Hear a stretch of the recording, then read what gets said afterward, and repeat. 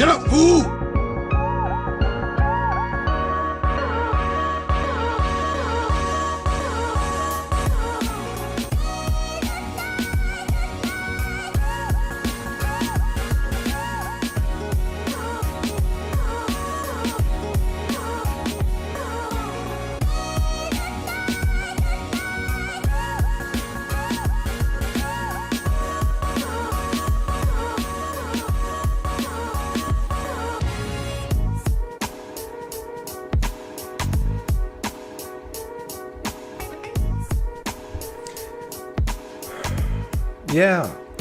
Yeah, Myron, I am usually a very positive guy, but you got to face reality.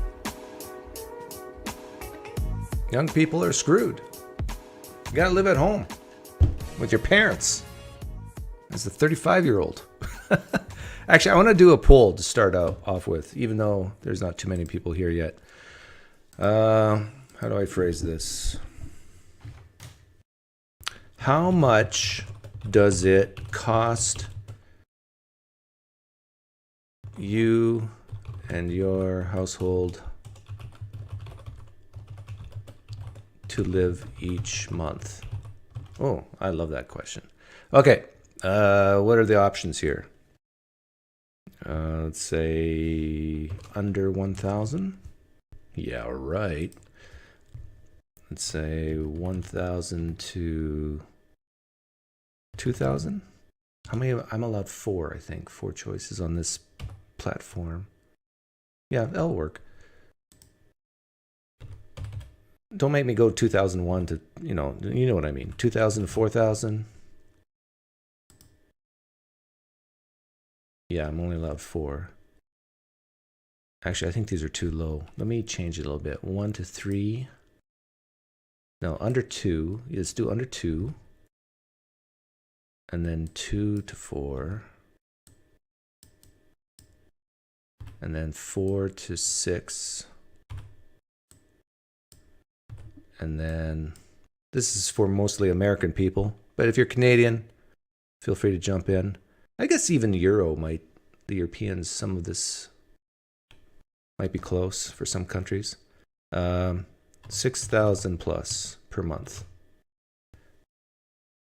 Start poll. Is that right? 2, 4, yeah. I'm very curious. Remember, this is anonymous. Nobody can see.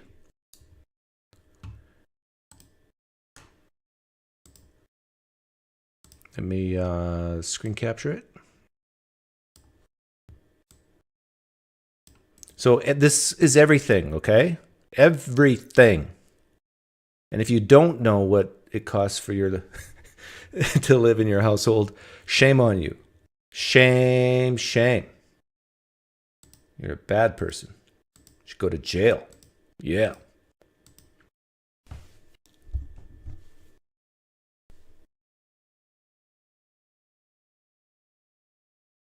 Everybody vote, please. There's no reason not to. Since nobody knows who you are.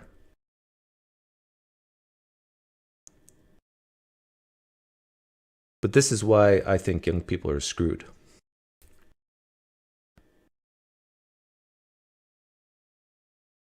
Someone asks if I have a CFA 1, 2, or 3. There's no such thing really as a CFA 1, 2, or 3. The 1, 2, or 3 represents how many of the tests you've passed. And of course, I passed all 3 the first try. So I'm a for real chartered financial analyst. But don't ask me specific questions about stuff I don't work with, because even though I passed those 3 tests the first try, that was like 20 years ago, and I don't remember much other than what I do every day. Okay, it looks like most of you here, it costs $2,000 to $4,000 a month. And then we got some people, $6,000, 10%.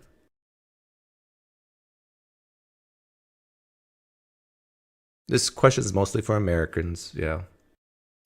Americans, number 1.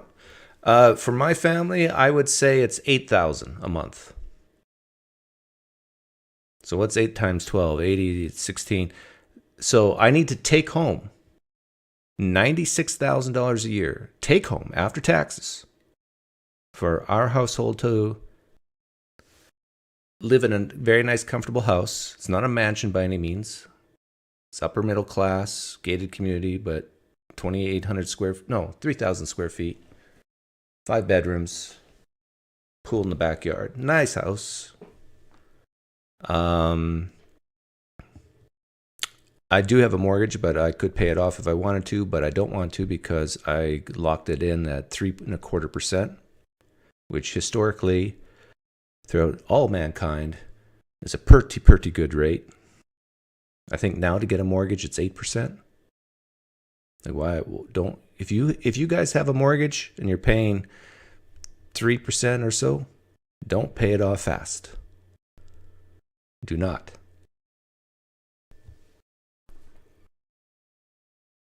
Yeah, and it depends if you are a single person. If you're a single person, you can not easily, but I think you can live for under $2,000 a month. You could rent a small apartment. But in our family, my mortgage is about $2,000 a month.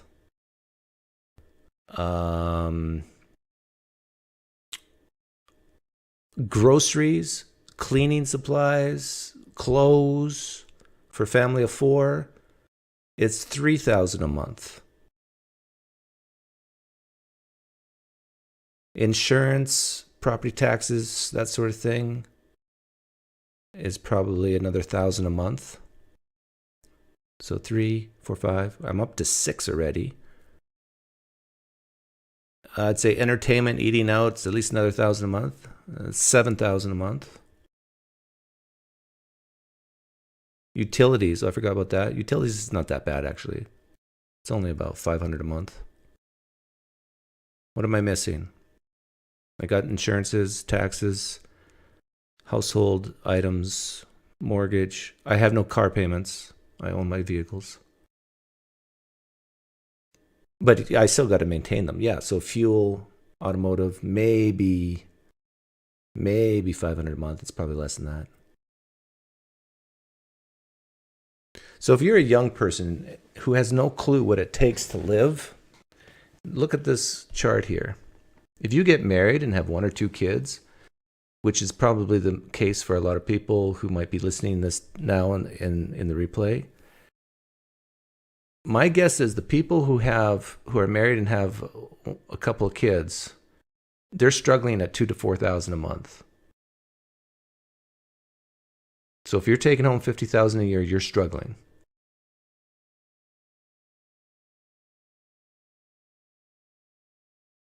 So think twice before getting married and having kids. Unless you like the struggle.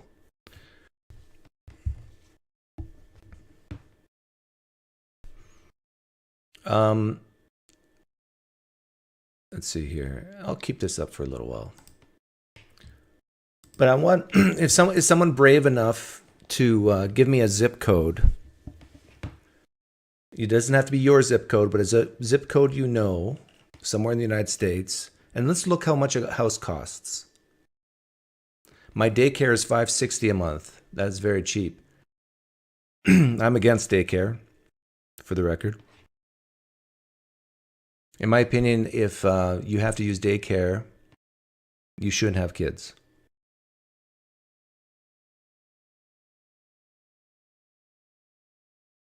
Oh, that's going to tick off so many people. In fact, I think it's... Okay, so I got some zip codes coming in here now. This is what I'm going to do. How do I... Go away. Not you guys. I'm trying to get the poll to go away. Why isn't it going away? There we go. So what I'm going to do now is I'm going to go on Zillow. And we're going to see how much it costs for a young person to buy a house and what kind of mortgage they're looking at nowadays. First one I see is 33186. Where's that? That's in Miami, Florida area. Oh my goodness. Young people are so screwed. Let's see here. Miami, Florida area. So let's say you're a 25-year-old, you just got married, and you want to buy a house in this zip code, 33186. But you gotta be humble, right? So let's take this one. What do we get for $442,000? We get a 3-bedroom, 1-bath, 1,000 square foot house. That's tiny. You better not have kids. There's no room for them. But I want kids, Doug. Okay, then you better get this one. Oh, there we go. That's a nice. And if you're going to buy a house, buy a 1-story, not a 2-story. 4 bedrooms, 3-bath, 2,200. Okay. How much does it cost to actually buy this house? $650,000.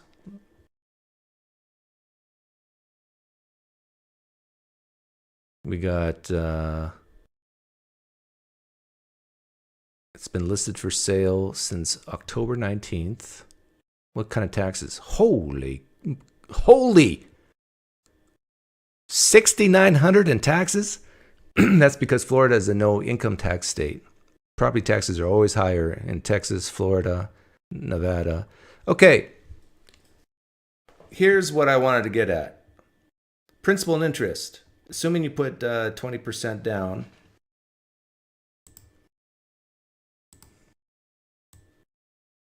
Young people are so screwed. How many young people can afford this?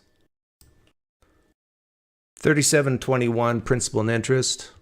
Property taxes $455 a month. Home insurance $228. HOA fees. Oh, you got to live in a gated community. HOA fees $250. Utilities not included. Yeah, but utilities on this house would be probably $500 a month. I mean, so listen, without utilities, $4,600 a month. How many people make $4,600 a month? That, let's say, is under 30. There's no way you can, anybody under 30 is going to, well, I shouldn't say no way. 99% of people under 30 won't afford this house. Now, even if we went with that cheaper house, the payment is still going to be quite high. Let's see. The cheapest in the zip code. Where are you? I saw, yeah, the 442 one. Basically a dive of a house. What's the payment on that one? $3,000. See that? $3,000. In order to afford this house, you're paying $36,000 a year, so you need to make at least $80,000 a year, probably closer to $100,000. How many people under 30 make $100,000 a year? A few percent?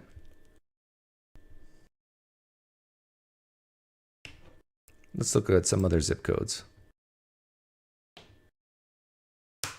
James Bowen, 75126.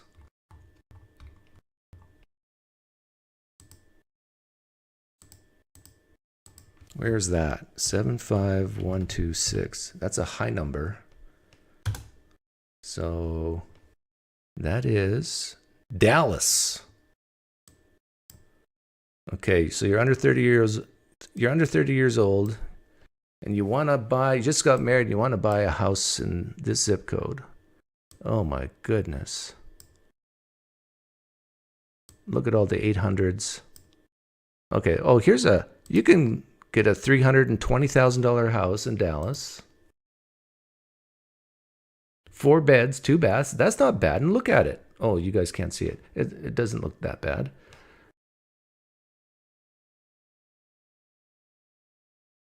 How much does that cost? Probably going to be $2,800 is my guess. $2,400.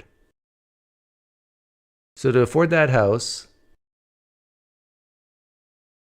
you should be making about $60,000 a year, at least, and you're struggling still at that number.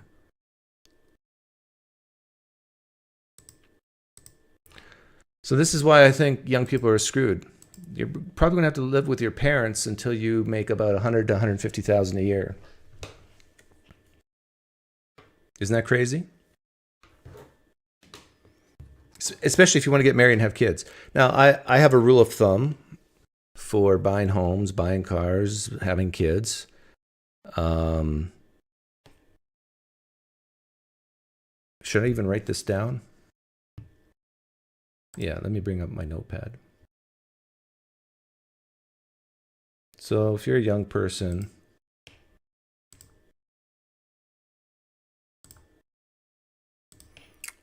I think this might help you.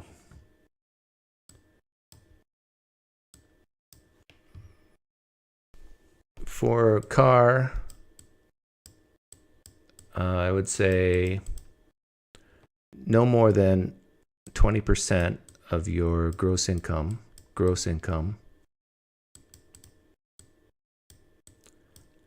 And unless you can get interest-free financing, pay cash.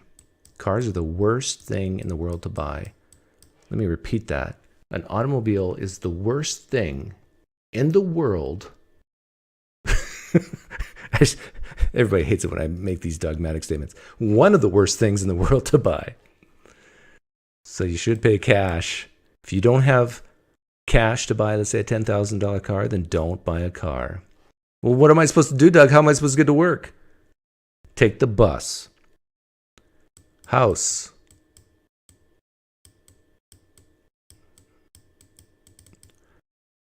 Your mortgage shouldn't exceed 200% of your income, gross income. Did you hear? Listen to what I'm saying, people. 200% of your income, your mortgage shouldn't be that. Not the price of the house, your mortgage. So if you're putting $50,000 down, that changes things, right? So if you make $100,000 a year, you should live to live comfortably. You should have a $200,000 mortgage, no more. And if you put $100,000 down, that means you can afford a $300,000 house.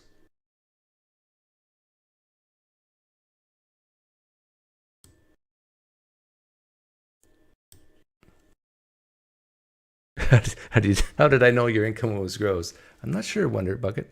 Kids. If you're going to buy kids, this is how much you should spend on them. Before you laugh, I bought my kids. In vitro fertilization. Okay, now this is dependent on zip code. Heavily dependent on zip code. California, New York, I guess Washington State. Everything's going to be higher. North Dakota, South Dakota, even some places in northwestern Texas by Dalhart, things are going to be lower. But let's take an average. I'd say if you have one kid, if you're planning to have one child, you should make more than $60,000 a year. If you want two kids, you should make about $110,000 a year. Gross. 3 kids, greater than $150,000 a year. 4 kids, greater than $180,000 a year, and so forth. Now, if you live in, let's say, California, I'd say you could easily double this. California, New York, double it. If you live in, let's say, North Dakota, you can maybe, I wouldn't cut in half, but, maybe take a third off.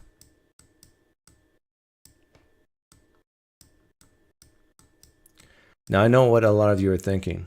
A lot of you are thinking, I don't make that and I have all these kids. You're struggling, aren't you? Like, you a little bit worried. every month, aren't you?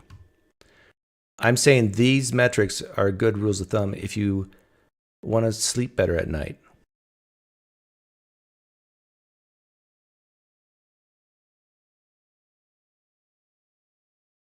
Because I can tell you with a high degree of confidence that there's people with 2 kids who are making under 110,000 a year. Let's say they're making 90,000 a year, and they're finding things tight. Okay, what other big expenditures are there besides car, house, and kids? Those are probably the big 3, right? Kids are actually number 1, the most expensive. That's probably it. And the problem is, let's get rid of this. The reason why young people are really screwed is because of this pesky little thing we call inflation going on right now. And it's only going to get worse. Interest rates are going to continue to go up. Should I make a very daring prediction right now? I think I'm in the mood to make a daring prediction. I wouldn't be willing to bet money on it, so that tells you how confident I am. So my confidence is not that high. But I'm going to predict that within the next 3 years, mortgage rates are going to be over 10%. Yeah, definitely. And do I dare say the 10-year yield on a bond is going to be over 10%? Yeah, let's go there. Okay, what's the date today? It's October 27th, 2023. What did I say, 3 years? By October 27th, 2026, the 10-year yield is going to be over 10%. I got to somehow remember I said this. And then in 3 years, I can come back and say, boy, was I wrong. Or I can say, no, I was right. Do you think interest rates will come close to anything in the 80s? Jeff, I think they could. Yeah. In the 80s, it got up to 16%. At least they did in Canada. I think it's similar in the United States. Here's another thing I wanted to show that I just did this morning. I went back 10 years and looked at the actual interest payments being paid by the U.S. government.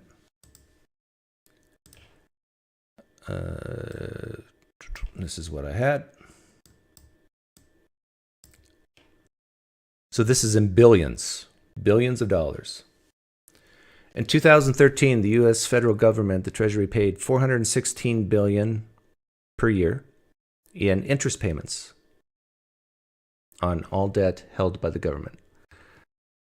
Then it went up to 430, then it dropped and dropped and dropped and dropped. And then it started going up a little bit. But now it's really going up. This number, I predict, will double in the next 2 to 3 years. Now, some people say, well, yeah, but so are our economy is growing too. The rate of the debt payments and debt is going up faster than the general. Well, it's actually the debt to GDP has dropped a little bit in the last year. But if you look at the last 10 years, definitely the rate of debt growth is faster than the rate of GDP growth, which is not a good thing. But what I was going to get at is interest rates really dropped from 2015 to 2020. Remember, they were basically the Federal Reserve rate, the rates that banks lend to each other was very close. It was 0.25, very close to zero. And there's about a 5-year lag between interest rates and debt payments. Because the reason why these numbers are so high back in 2013, 2014 is because back in 2010, I think it was, interest rates were still around 5 or 6%. So, and then they started to drop in 2015-ish. No, 2012-ish. I should look this up instead of guessing and going from memory. Let's do the historical 10-year bond just to get...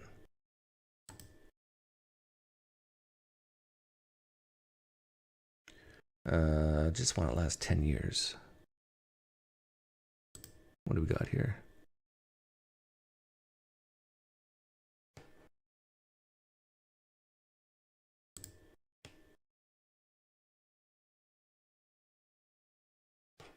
Yeah, this is the last 20 years or so. So remember, we had the housing crash of 2007, 2008. The 10-year was at, yeah, I was right, 5 or 6%. And then it started to drop, I guess, in the, yeah, not 2012. It started to drop, looks like, yeah, right when the recession hit, 2008, 2009, and then went way down. Now remember, this is the 10-year. And then it went up a little bit and down, and now we're way up here. So there's about a 5-year lag in interest payments to interest rates. And so that's why this number here is going to skyrocket in the next couple years, because the US government's now paying a higher interest rate. They've locked in low rates. They still have that locked in low rate. If, let's say, they have a 3-year bond, a 5-year bond, they still have pretty good low rates on a lot of their debt that they hold. But that's going to change. Now, why is that a big deal?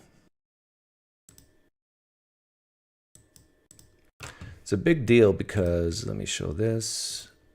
And I've showed you guys, I look at this every month. And you should too, if you care. But you don't care. So, that's fine. Most people don't care about this stuff. They just want the government to save them if in times of trouble. Just like Christians will think God will save them in times of trouble. But just like God's not always there, right, Christians? The government's not always going to be there for you. Oh, I'm instilling fear. Stop with the fear, Doug. Okay.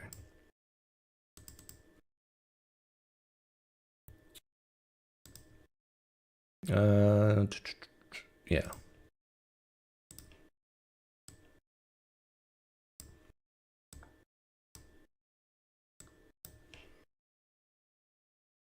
So this is receipts, outlays, and here's our current. This actually this data is a full fiscal year, ending September 2023. $1.7 trillion, $1.695 trillion debt, a deficit, and debt's the accumulation of deficits in 1 year. And guess what? We never had a recession in 2023, fiscal 2023. That's saying something. And net interest, here's that 655 billion number I just said. If that doubles, which I think it will in the next couple of years because the higher interest rates that we are seeing now are going to kick in later. Look where it puts it. You see the problem? Social Security is 1.3 trillion. If I'm right and this doubles, the interest on the debt is going to crowd out health, Medicare, national defense, income security, veteran benefits, transportation, commerce. It's going to crowd out all the other expenses. This is a huge problem. And do you think that our national debt's going to come down anytime soon? And we're going to have budget surpluses? Both parties are incapable of doing that. They're incapable.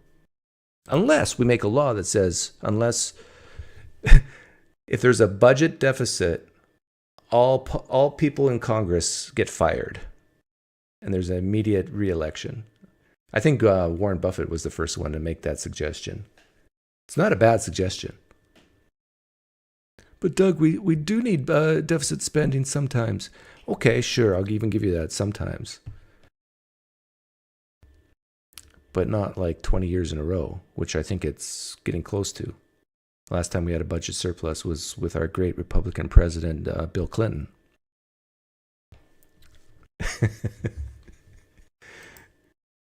People on the left both love it and hate it when I say that, because the really far left do consider Bill Clinton a Republican.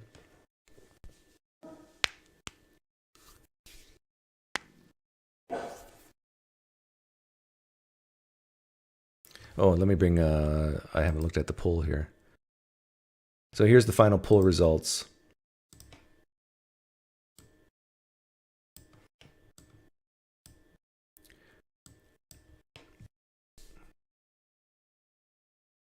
Actually, for those of you who answered 2 to 4,000, do you have kids and how many?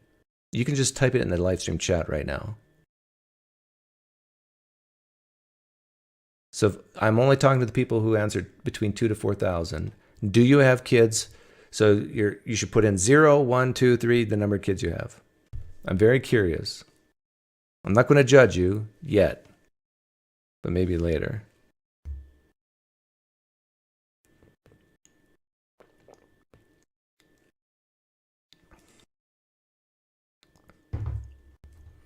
We got 0, we got 3, we got 0. I'm hoping there's going to be more zeros than numbers.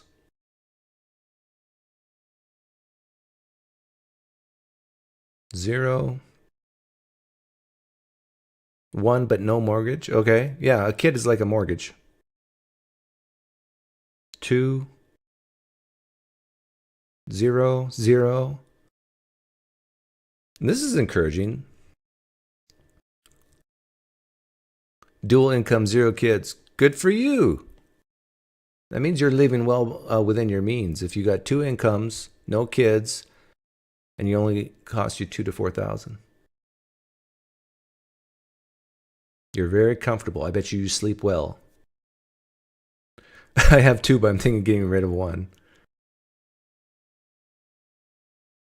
See, like when it comes to tough financial times for Christians in the United States, this is one of the benefits of believing in God, because it helps them sleep at night, because, well, God will provide.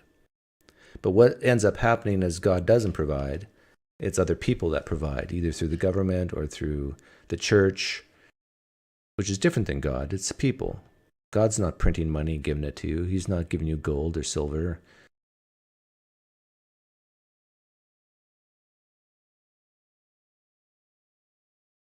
Need a 5-figure option for your poll?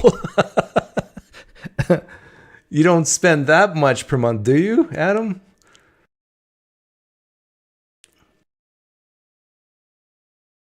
I remember the days when, like, my wife and I, when we first moved to Arizona, I think our monthly budget was about, I don't know, $1,500 a month. This was in 1997.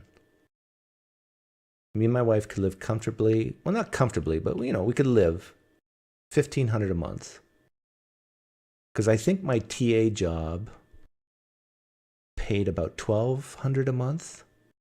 And then my wife worked part-time at a school. She got a visa to do that.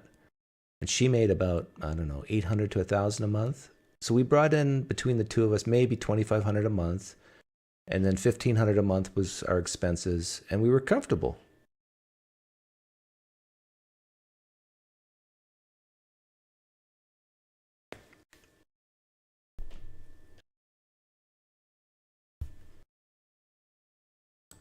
Do I dare do income now? Yeah, let's do income. It's all confidential.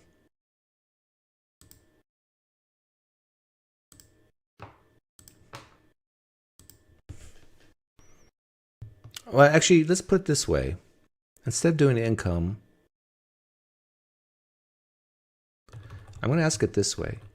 How much do you save per month? Oh yeah, I like this question much better than income. Choices are 0. Let's look at 2023. How much in 2023 have you saved? Let's say under 1,000, 2,000 to 3,000, and then 3,000 plus.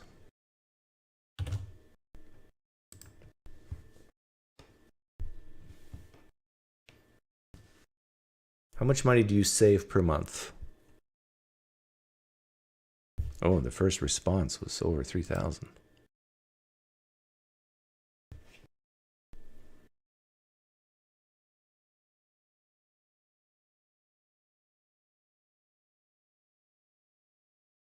So while you're answering, this is how I save. I basically, since I'm self-employed and my income is very lumpy, goes up and down. I can have a really good month, a really good year, really bad month, really bad year. I save 16% of my gross income. Gross. 16.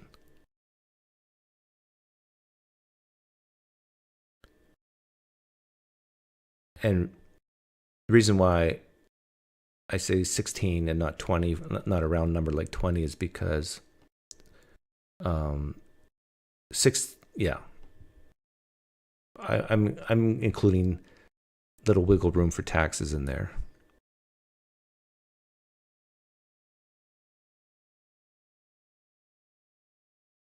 I tell you, we got some good savers in this crowd. There's at least 8 of you, 9 of you in here who save more than $3,000 a month. Man, you know how many kids in Africa you could feed for that?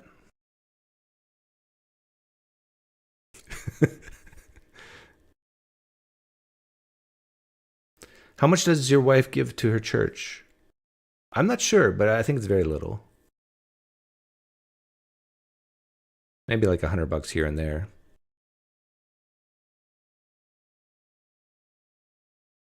I don't give any.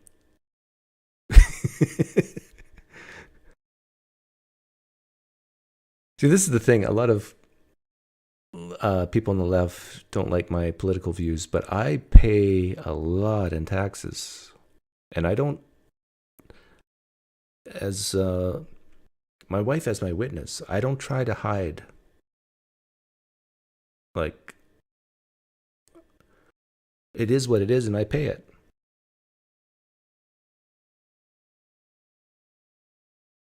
And this is why I'm a little upset about this, though. Because I've paid a boatload into Social Security over the last 2 decades. And that's supposed to be for me, not for you. It's not supposed to be for you. It's supposed to be for me when I retire. You remember Al Gore, the lockbox idea? Like, a lot of taxes are supposed to be, you know, for the common good of the general people. Social Security is different. It's for the individual. And the more you pay in, the more you get back out because you paid more in. But that is now being threatened. So, by the way, I want to, for the 85% of you who save, and I know some of you can't save because you don't make enough, so I'm not blaming you, but for the people who save, I'm really impressed.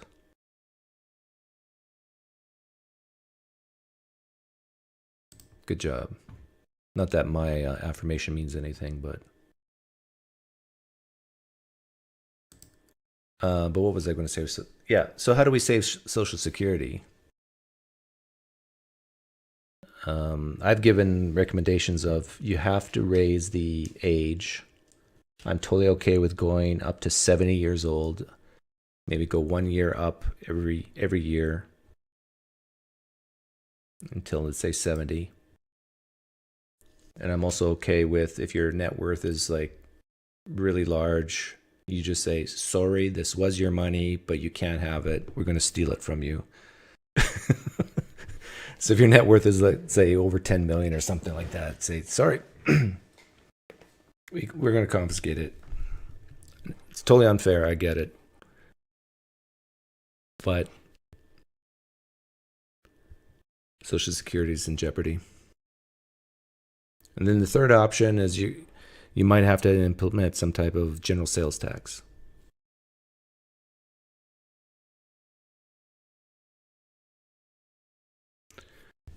Oh, yeah. If you save in preparation for your poker invite, you can email me. Anybody who wants to play poker. It's still going on. We're going on over 2 years now. You don't save anything. Everything go bankrupt. Well, you're assuming saving means just in cash. Actually, I'm glad you made that comment, Ezra. You can save and not have it the savings in terms of cash or even stocks. So even if you say, oh, I'm going to save and put it in the stock market, and if you're such a pessimist that you think the stock market's going to go belly up like it did in the 1929, you can still save in other assets. If you have access to a farmer who has bins, you can buy 10,000 bushels of grain and ask this farmer to store it for you. You pay him an annual fee. You can buy silver coins. You can buy gold coins. I'm a little skeptical of Bitcoin because at any point a government can say illegal, no good, can't do it, can't transfer Bitcoin. They can. It's harder to do that with assets like grain, lumber, gold, silver, because then they actually have to get in their cars and confiscate it. It takes more work rather than just anything digital. They can just pull the plug. And I know this sounds weird to some people, but you can bury gold and say, hey, government, try to find it.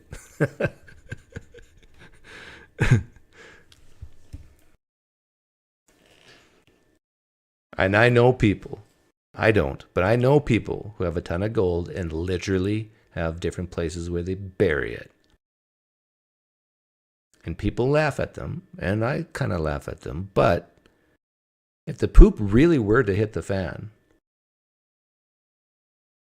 they can dig it up and sell it or trade it for food.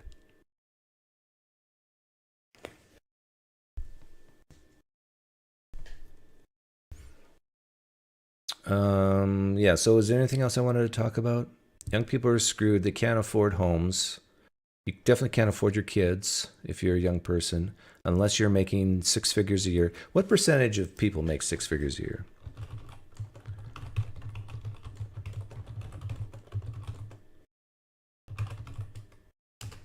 What's your guess? 18% of individual Americans make over 100,000 a year. Yeah, but how many of them are under 30? I wonder if they have that data.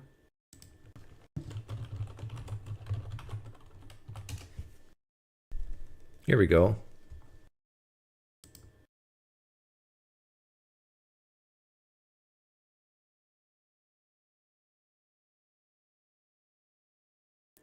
%, make over 100,000 a year. But I want it by age. 45% of Americans earning $100,000 are still living paycheck to paycheck. Did you hear that? What is this? Zippia.com. 45% of Americans earning over 100K still live paycheck to paycheck.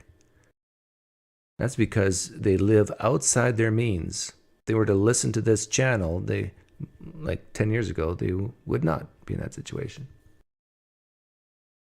82% of Americans who make over 100,000 a year say they need to make at least 200,000 a year to consider themselves rich.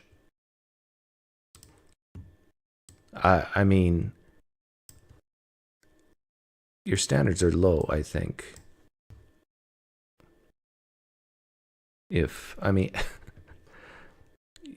I'll just say this. If you make $200,000 a year,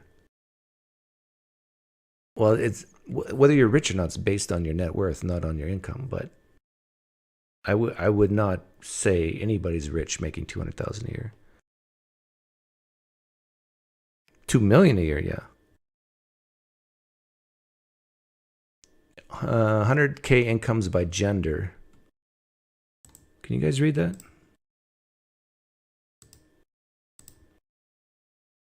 %17% of all men earn 100,000 per year, compared to only 8.4% of women. So it's more than double. You know why this is? It's because of the pay gap.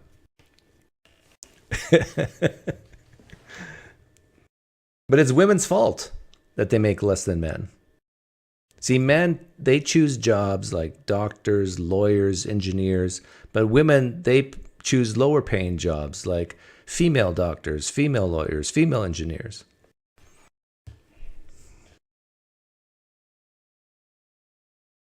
%53% of more men working full-time earn 100K per year when compared to women. 100K incomes by race. 51% of Asian households make 100K or more per year. 37% of white. 27% of Hispanic. And 22% of blacks.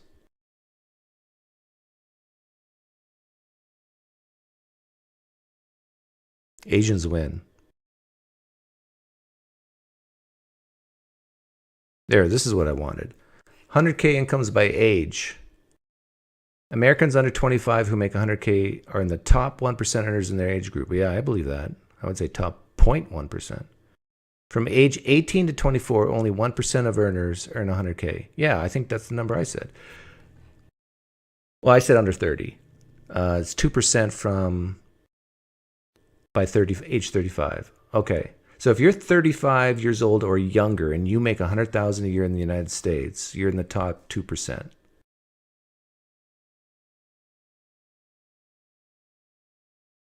Yeah. 98% of you are going to make under six figures. And 98% of you, therefore, cannot really afford to have two kids.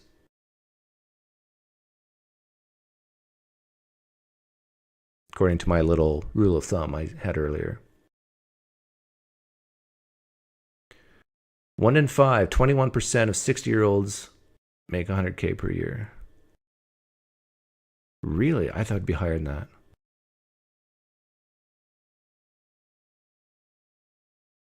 Yeah, this is a nice chart. Let me make it bigger.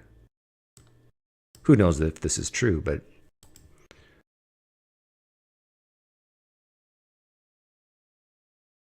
at 70, 20%, 65, 18.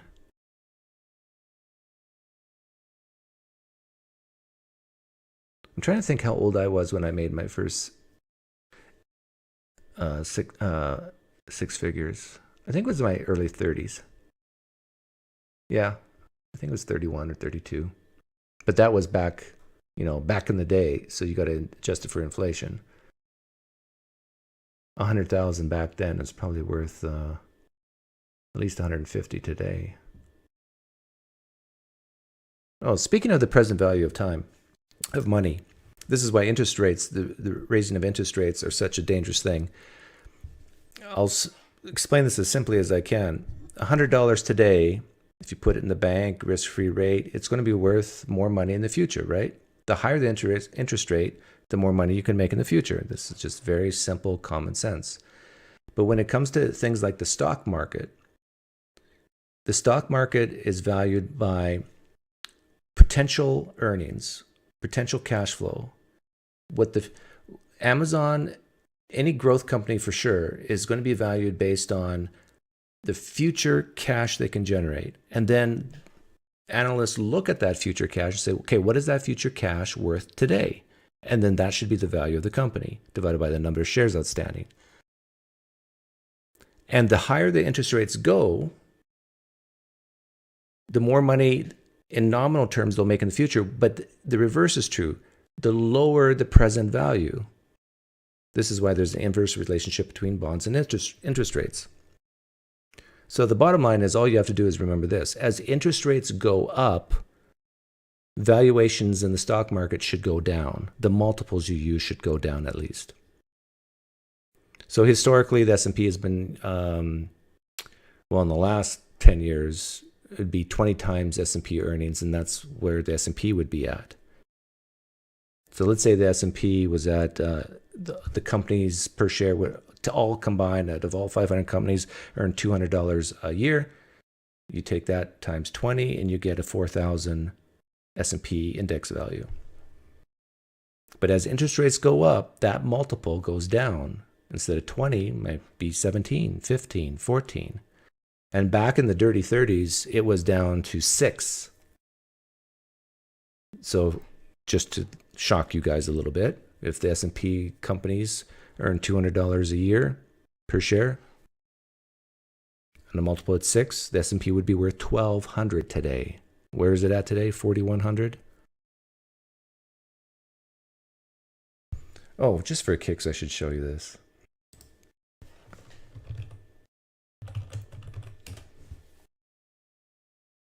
So interest rates just don't affect how much you're going to pay on your car payments, your mortgage payments. It also lowers the value of your stocks. Because why would you, let's say you own a stock that pays a 3%, 4% dividend, even 5% dividend. It's a great stock. Let's say you own Exxon, pays huge dividends, but usually they don't go over 5%. Well, keep in mind that stock still has inherent risk. It fluctuates. But apparently the government bonds are risk-free, which is not true, but it's apparently less risky than, let's say, Exxon. Why would you buy Exxon when you can get 5% risk-free from the government? You would sell your Exxon, take that money, and put in a 10-year bond getting 5%. And then you sleep really well. I mean, I don't have to worry about, let's say, maybe the environmentalists really start winning public opinion and the electric cars go crazy and the stock price of Exxon just plummets. You don't have to worry about stuff like that. You just, it's in a government bond. I'm happy. So it's a competition of money between government bonds and the stock market. And as interest rates go up, the government starts to win that competition. But there's a point where people start to get fearful. If the interest rates get too high, that's the market's way of saying, we actually don't trust the government that much. They actually might not pay us back. So because of that fear, they want even higher rates. So the higher the rates go, the more implied fear is that you might not be paid back. Or maybe the government will say, okay, you gave us $1,000 bond, you gave us $1,000, we're only going to pay back $800. And this is a real possibility for the United States. That if, let's say you are a person who just bought a 30-year bond, I mean, that's a mistake in my opinion. I have no problem if you buy, let's say, 1, 2, 3, 4, even 5-year bonds. But a 30-year bond at the current rate, you should not, I would want 15% on a 30-year bond, in my opinion. Right now, I think it's 6. But what was I going to show you? I showed this several months ago. In fact, I'm about to show you a chart that I showed back in June of 2023. So if you don't believe me, you can go on my other channel and look it up. And the reason why some of you might not believe me is because back in June, summer of 2023, which is right about here. And I said, see this line here? I said, stock market's probably going to go up to this line and then the reverse. And that's exactly what it did.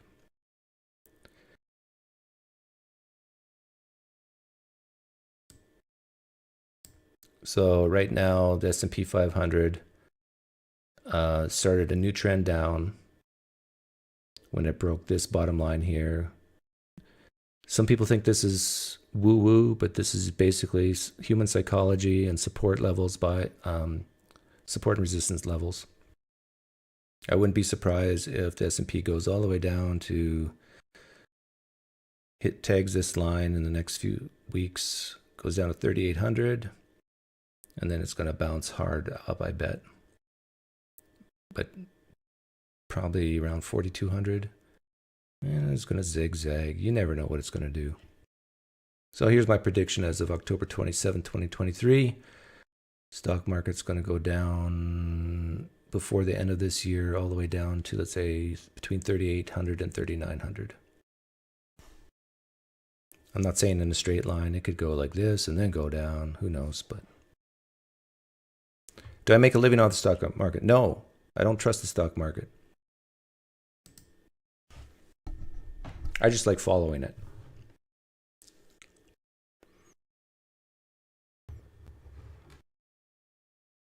I got all my money tied up in gold underneath the house.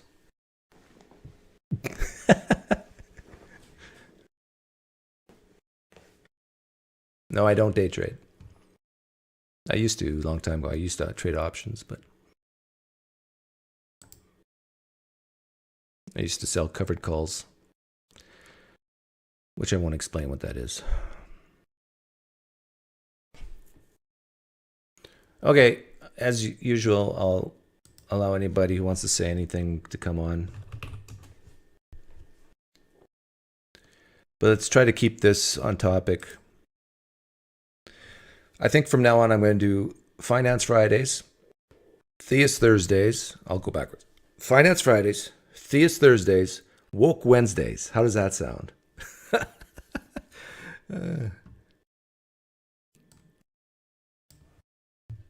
So if you hate me in one area of life, you can love me on another. Or you can hate me in multiple areas of life. It's up to you.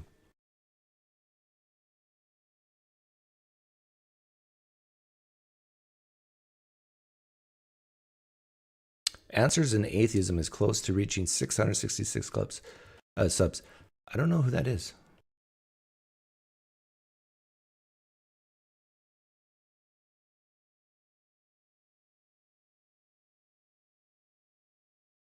Trans Tuesday. I like it. Trans Tuesday, Woke Wednesday, Theist Thursday, Finance Friday. What are we missing? Monday. Moron Mondays? Mormon Mondays. I don't know. Drama Llama. All my money is tied up in Pine Points. Oh, that was a debacle. Sorry you lost all your money. Oh, let me pin that link.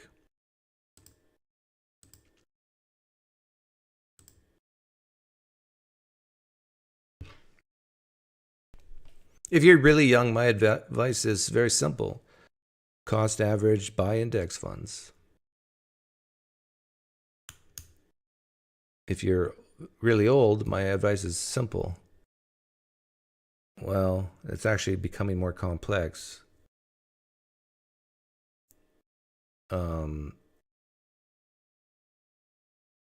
Hoping that the government doesn't default someday. Yeah, just right now, bonds are very attractive.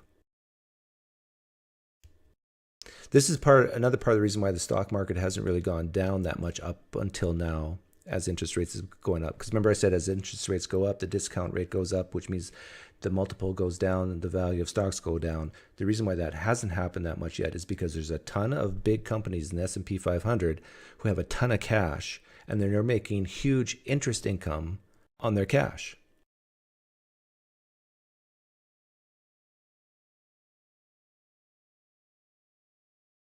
But for companies who don't have a ton of cash, then that doesn't apply. And in fact, if they have a ton of debt and it's locked in, and then when they have to refinance it, they're going to be in big trouble. The same thing which happened in 2007 and 8 to regular citizens who had huge debt on real estate.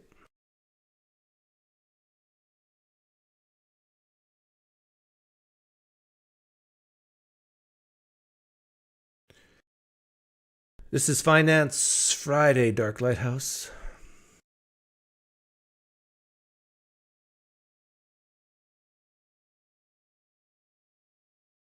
So you can ask that question on Thursday, Theist Thursday, Theism Thursday. And if you have a question about women's sports, wait till Trans Tuesday. And if you have questions about why do people cry so much, call in Woke Wednesday.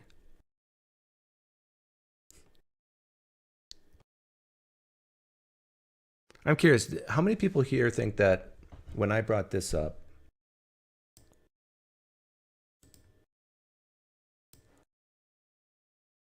remember I brought this little rule of thumb up with kids?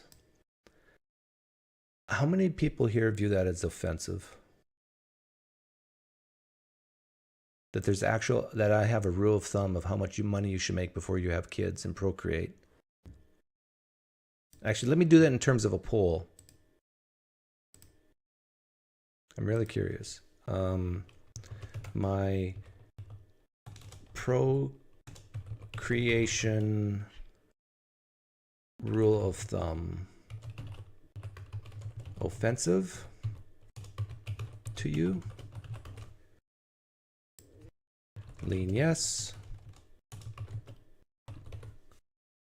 Lean no.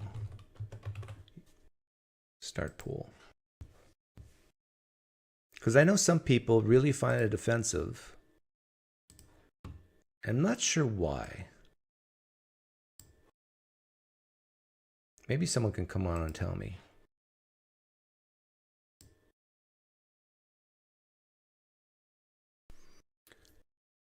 So if I say on this channel that I think you should not have kids until you make at least $60,000 a year in the average place in America, do you find that offensive when you hear me say that? And if so, why? I want you to come on and tell me. Hi, John. Hi. I don't know what the last question you asked was, or how long ago I was on the stream. Oh, But my last question was, do you find it offensive when I have my procreation rule of thumb? Like you shouldn't have kids unless you make at least 60,000 a year. no.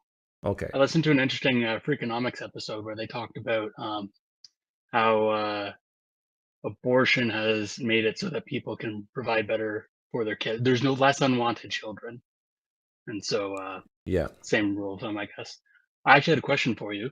Okay. That I can bounce off. Do you think that What part of Canada are you from? busted? Um, uh, You are Southwestern Canadian, Ontario. right? Yeah. Yeah. Isn't Oh that man. amazing how quickly people can pick that up? Yeah, that's what it's all about, eh? Yeah. Okay, go ahead with your question. um, yeah. Do you think that there are like companies can be quote unquote too big to fail? Do you think that nations could be too big to fail? Maybe this is tied into my misunderstanding of who are they paying debt interest to? Aren't they just paying to each other? Anyway, Well, in the we United can States, riff on that for a bit. you can stay here if you want. Oh, sure. In the United States, about I think 25% of the debt is to foreign nations, and 75% is to public citizens. So Okay. now there are some countries that are completely debt free. There's very few, but I think, well, when I say debt free, I mean they have either. I'm thinking of is it Norway that has the huge sovereign fund funded by oil that exceeds their national debt, and so those countries that are basically debt free or very close to debt free have a huge advantage of countries that have, let's say, a high debt to GDP ratio. But in a sense, you're right. It's if everybody owes each other debt, then why can't we just cancel it all out? And the quick answer to that is because not every country has the same level of debt. And some countries are debt free, and most countries, like Japan's debt, is almost entirely from its own people. So you just can't forgive it or cancel it out because then you'd be hurting your own citizens. But then how is the debt not meaningless? Like, how could you ever possibly call the debt? Or why does it matter that they're like, yeah, I guess why does it practically, why does it matter that there's debt? Oh, because of the interest payments you pay on it. But you're paying that to your citizens. Right. Does debt just become like universal basic income? No, no. Unintentional basic income? See, let's see if I can bring this up. I don't know if you can see this. So the reason why debt matters, I know for a lot of certain views of economic thought, they just think you can just print as much money as you want and everything's fine. But the problem is, you see this number here, 659 billion. That is interest paid on debt, and Right. as you have more debt, that number, of course, will go up, and it ends up crowding out these other things. So yes, 75% of the time in the United States, older people, they buy bonds. So in other words, they give the government money. Then the government gives them interest payment on that money every year. And then at the end of, let's say, 5 years, if it's a 5-year bond, they'll give them their money back. But during that time that the debt is held by the government, they have to make these payments. Hmm. Now, if these payments get too big, then you have less money for other things like Social Security, health, Medicare. But then a guy like you could say, well, why don't you just take out more debt? Well, if you do that, then your interest gets even higher, which does more crowding out. And you say, well, who cares? You just take out even more debt. It becomes a death spiral Ponzi scheme type idea where you're borrowing money to pay for the interest on the money that you previously borrowed. Okay. And then when other countries see this, they say, well, wait a minute. Your dollar is not worth as much as our currency because you have all this debt, you have all these deficits every year. Number one, why ought we ever lend you money because of your situation? And number two, if you buy stuff from us, we don't want your money is like you can't even afford it. Like you got to pay cash up front in our currency, not yours, because we don't trust your money. So it becomes even more dangerous. And as the US dollar decreases, everything you buy in other countries now becomes more expensive, which causes inflation, which causes the need to raise interest rates, which causes the net interest to go even higher, which causes you to borrow more money to pay for that interest, which at some point, like in Greece, Hmm. it took a debt to GDP ratio of around, I think, 160%. And then Right. the house of cards fell and Greece needed to be bailed out. The United States, I think, is at 120 right now, 125. But it can go very quickly. Like I think with Greece, they went from like 120 to 140 to 160 in a matter of 5 years. Huh. All right. I think that the international trade part of it was what I was missing, because what I envisioned for the right hand side of that, a lot of those is money going to citizens, whether it's paying back the debt or the Social Security or like Medicaid and stuff. Well, and But the thing the is, international trade thing was what I was missing. okay, I but think in even my even the other concept. part that you were saying about even the interest payments going back to the citizens. But if you lean left, for example, what's the type of person most likely to buy a 10-year bond? Like actually buy a bond? It's going to be the older people. Very few young people, I think, buy bonds. And if they do have bonds, it's because their grandfather gave them a bond for their 18th birthday or something, right? And Right. so you can almost view it. I'll use the language of the left that it as you increase in these debt levels, you're making the rich richer. You're not helping the poor, Mm. and especially because of this crowding out idea that I'm talking about, where now you got to have some type of fiscal responsibility. And now, if your interest payments are equal to your Social Security, you have less money for other things. Unless you just want to go absolutely crazy and say, I don't care about deficits at all. But very few people in the United States are willing to go that far. There are some crazies out there who think that there's no unintended consequences and there's no downside to that. But these people are just irrational. Yeah. That's interesting thesis to come back to people who advocate for UBI and all sorts of social programs to come back with. it will increase interest rates, which makes the rich richer. That's a Yeah, I say that on purpose because I know it will interesting resonate. angle. Yeah. Yeah, it will resonate with them. All right, cool. Thanks for your time. I will give up the room, and Sure. thanks for having me on. Thanks for calling. Bye. But for the people who said lean yes, which is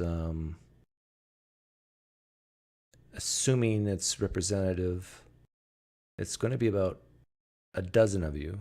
There's 12 people in here right now who say that a rule of thumb for how much money you should make in order to have kids is offensive to you. I sincerely would love you to call in and tell me why. And if you don't want me to, I won't push back at all. I'll just listen to your answer and then say thank you and you can leave. Does anybody have the courage to come in and articulate for me why they find that offensive?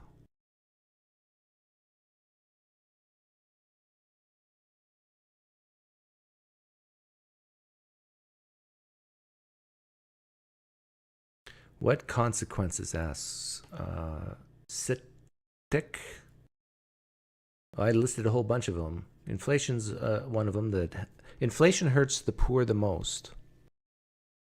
Like, for example, my grocery bill has gone up, I'd say 50% in the last 5 years. Does it really hurt me? No. But it hurts poorer people way more. So when your debt to your GDP gets too high and interest rates get too high, or inflation happens, if you print money like there's no tomorrow and you don't care about any fiscal responsibility, you just print, you have more money supply, it causes inflation, and it hurts poor people. And if you really care about poor people, you should want fiscal responsibility.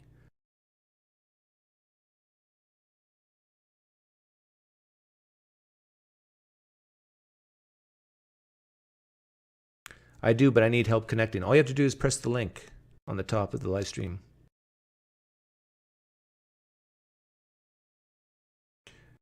A dark lighthouse, I really don't like answering questions like that. What's the best way to invest money? Because it depends on how old you are. Depends, like if my answer for a 20-year-old is different than my answer with a 60-year-old. I already answered the question for 20-year-olds, like young people. Invest in index funds every month. Take a percentage of your income, pay yourself first. Let's say 10%. If you make, let's say, $30,000 a year, try to save $3,000 a year. Put it into an index fund. How do you do that, Doug? Just you could even go to your local bank or all these online stock places like E-Trade or whatever. And there's a symbol, an ETF, electronic exchange traded fund, like SPY. Let's say it's trading at $200 and you got $200, you buy one share.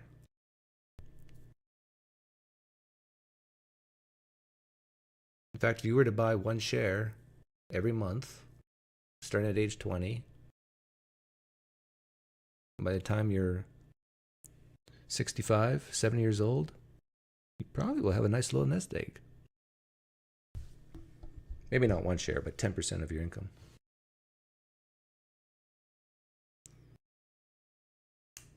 When I say index fund, I mean you can buy ETFs that represent the index fund, the index. But then they take a cut, of course. But usually it's pretty small. What's the typical cut for ETFs now for index funds? Maybe 0.4%, 0.2% per year. What link? Uh-oh.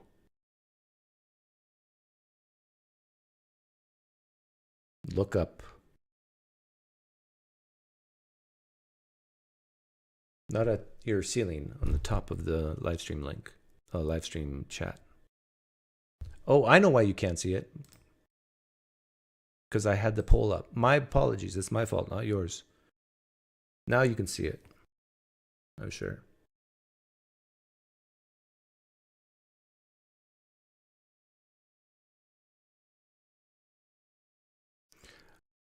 But I also think I had a strategy years, decades ago, and I stopped it, and I should not have stopped it. I tried to buy an ounce of gold a month, and I actually did it for a couple of years, so I have at least 2 pounds of gold, I think. I got it hidden away. I should go look at it. It's very pretty. Gold bars, gold coins.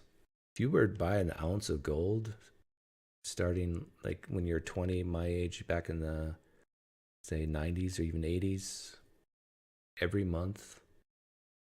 Oh.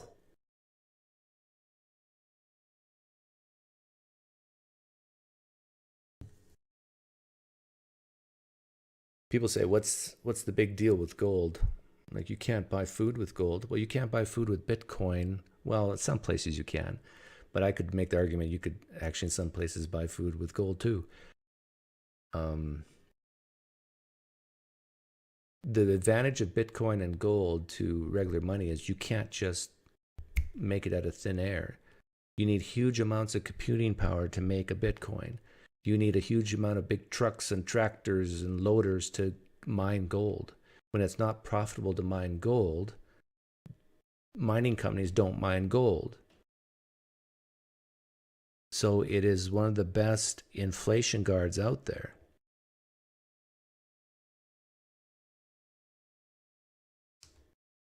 And it will not devalue in relation to the economy like paper money will. If it takes no effort to make something, guess what? It's probably not worth anything. It takes no effort to digitize fiat cash, US dollars.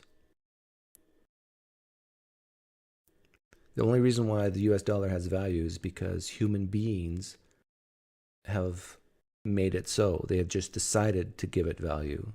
But things like Bitcoin and gold, the value of it is actually through work, through effort to mine it, or to mine it in both cases. You don't have that with the US dollar.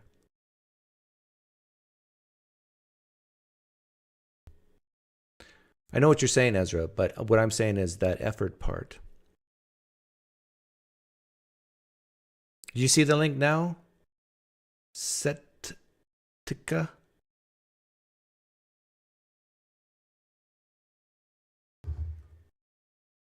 But essentially, all value is based on humans.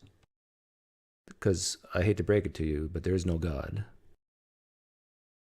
So all value, whether it be gold or even human life, human rights, it's all based on humans. There's nothing outside our universe saying you're valuable. There's no one here who's valuable outside of other people's opinions.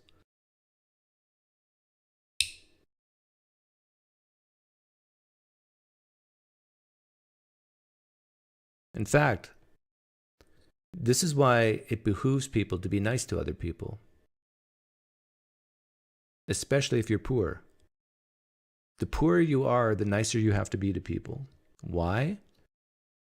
Because if it comes down to needing food to survive, you might need a rich person to help you. This is why a lot of people on the left love government, because you don't have to be nice and the government will still take care of you.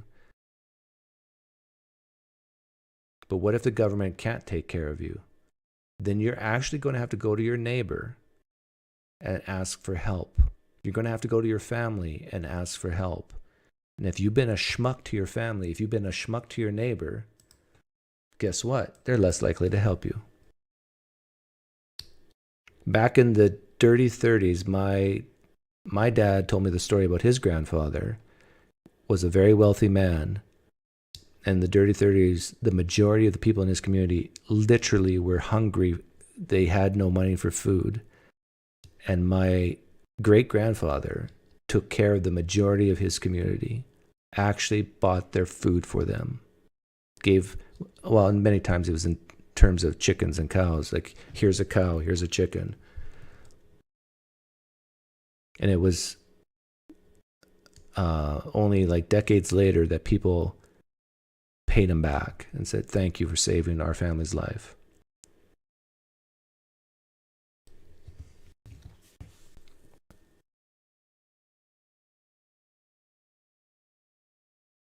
And if you think that can't happen again, you're delusional.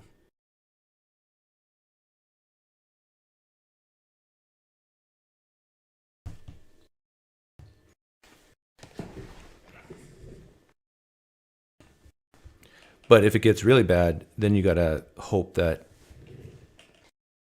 if you are financially independent, you got to hope that poor people don't storm the castle and just kill you and take your stuff.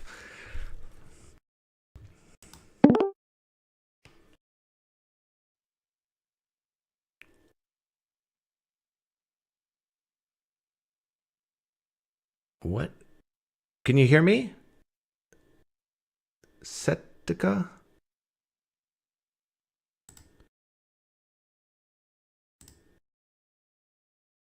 I can't hear you.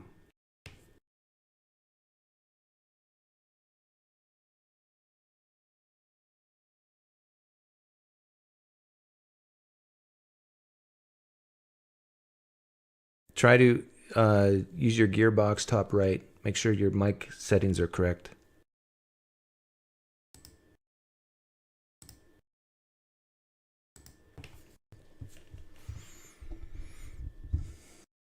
Are you altruistic? I don't know. I think ultimately we do things for ourselves. But oftentimes we do good things for others, but it's still for yourself. Either to just make you feel good, or in hopes that if you do someone a favor, they'll do a favor for you back, that in the long run, helping others helps you. Like, very few people disagree with that. By giving and helping to your community, in the long run, you're helping yourself. Now, if you agree with that, I could make the claim, oh, then you're not truly altruistic. You should give to others with zero expectations, zero hopes of anything coming back to you. Like, even Christianity, why do people choose Christ? Why do people love God? I think it's basically selfishness. It's to get eternal reward, or just to feel like the creator of the universe loves them. It's pretty hard to say. One could say that almost every action you can conceive of is selfish. Even the most extreme example I can think of to counter that would be in war times, a soldier falling onto a grenade to save his fellow colleagues, army people, soldiers. Even that you can view as selfish. Not for him per se, but, well, no, even for him, for his legacy, because he knows that if he jumps on that and saves 10 lives, he's going to be rewarded in the afterlife, in a sense, but not like the real, not the pretend afterlife of heaven and hell, but with his family getting these awards and his name being put on some plaque, maybe in an Arlington National Cemetery or whatever, that that act will make people remember him way more than if he didn't do it. So even that can be viewed as a type of selfishness.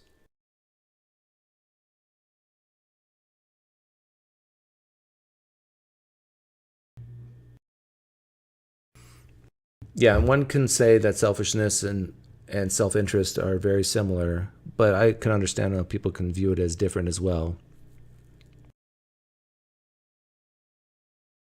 But even look at your marriage. Why are you married to? Why do you love your spouse? If it's absolutely nothing about what she can do for you, I think you're lying to yourself. Hey, Taylor. You're driving.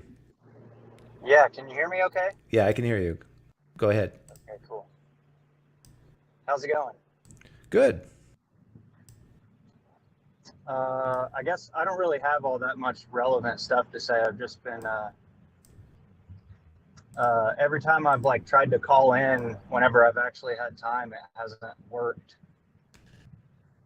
So Okay. I'm kind of surprised it's even working. But I was just wanting to know if you have any idea why it was a long time ago now, but why you blocked me from your Oh, channel. I have no idea.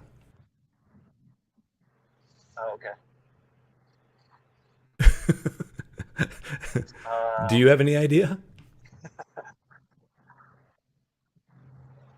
Um, because you hate free speech, probably. I mean, do you remember what you said? Because what's even your No, I don't know. is your YouTube name the same as this? Yeah, it's Sapere Aude. Yeah. I don't know. I probably argued with you a lot about some stuff, but I don't know. I'm not sure. Maybe it's because I'm in the woke religion. I'm probably about as woke as Jerome. Well, then you're not in the woke religion because Jerome's not that woke. I called him what, a 60% How woke woke? do you have to be? Oh, 60%'s not in the religion then? Well, like he said, I should use a sliding scale because he doesn't want to be lumped in with all the crazy, really crazies, and I get Right. that. Yeah, Hmm. but we should really talk about this during Woke Wednesday. But I will allow it this Okay, time okay. because you've been trying, and you haven't been able to get through. Well, I don't really have that much time to talk. I'm almost home and I'm going to lose my signal. And yeah, my internet is really bad at my house. So you're saying you're still blocked? Yeah, yeah. I can unblock you right now. It would make my dreams come true if you did. Do you have subscribers? Me? Yeah. If I do, I wouldn't know why. Yeah, it might take some work for me to find you. What does your icon look like?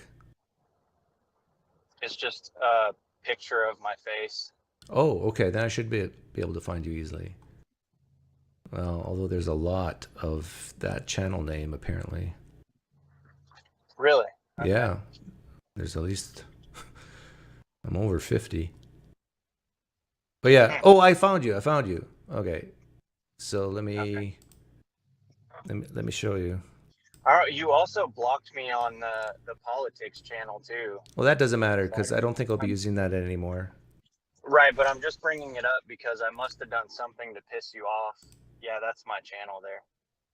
I must have done something to piss you off to get blocked on both channels. The one big thing that I honestly don't know why I blocked you, but if you said something really, really stupid, that triggers me the most. I don't mind people pushing back on me, but if they say something really stupid or misquote me or just say I'm a Yeah, liar or whatever, yeah, then but you I say stupid things all the time, and I still watch your channel.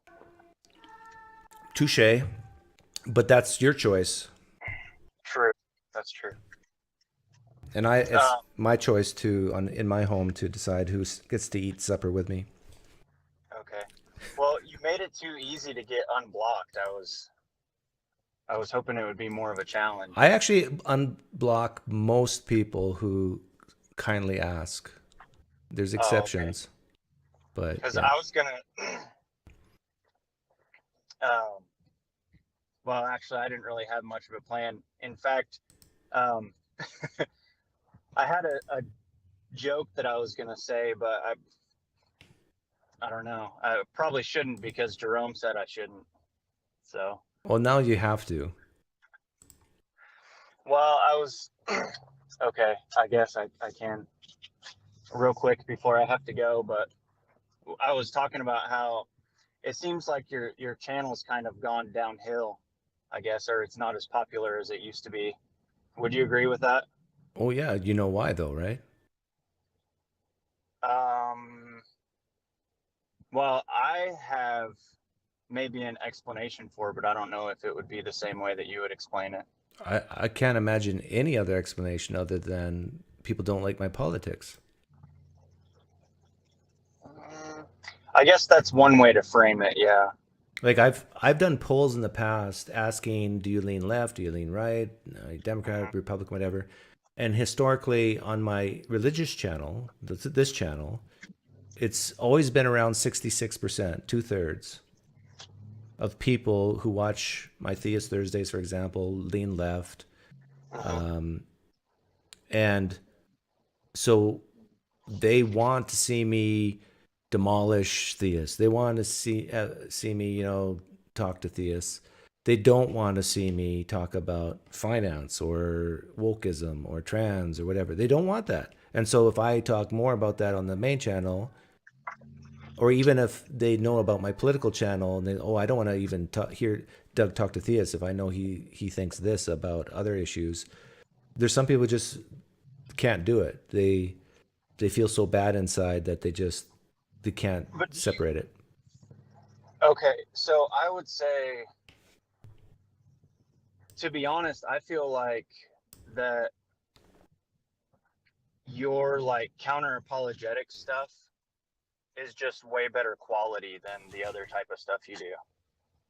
And it's not so much that like I would say I do lean more left than I do right, but it just seems like with the religious type stuff that you do, it seems like um,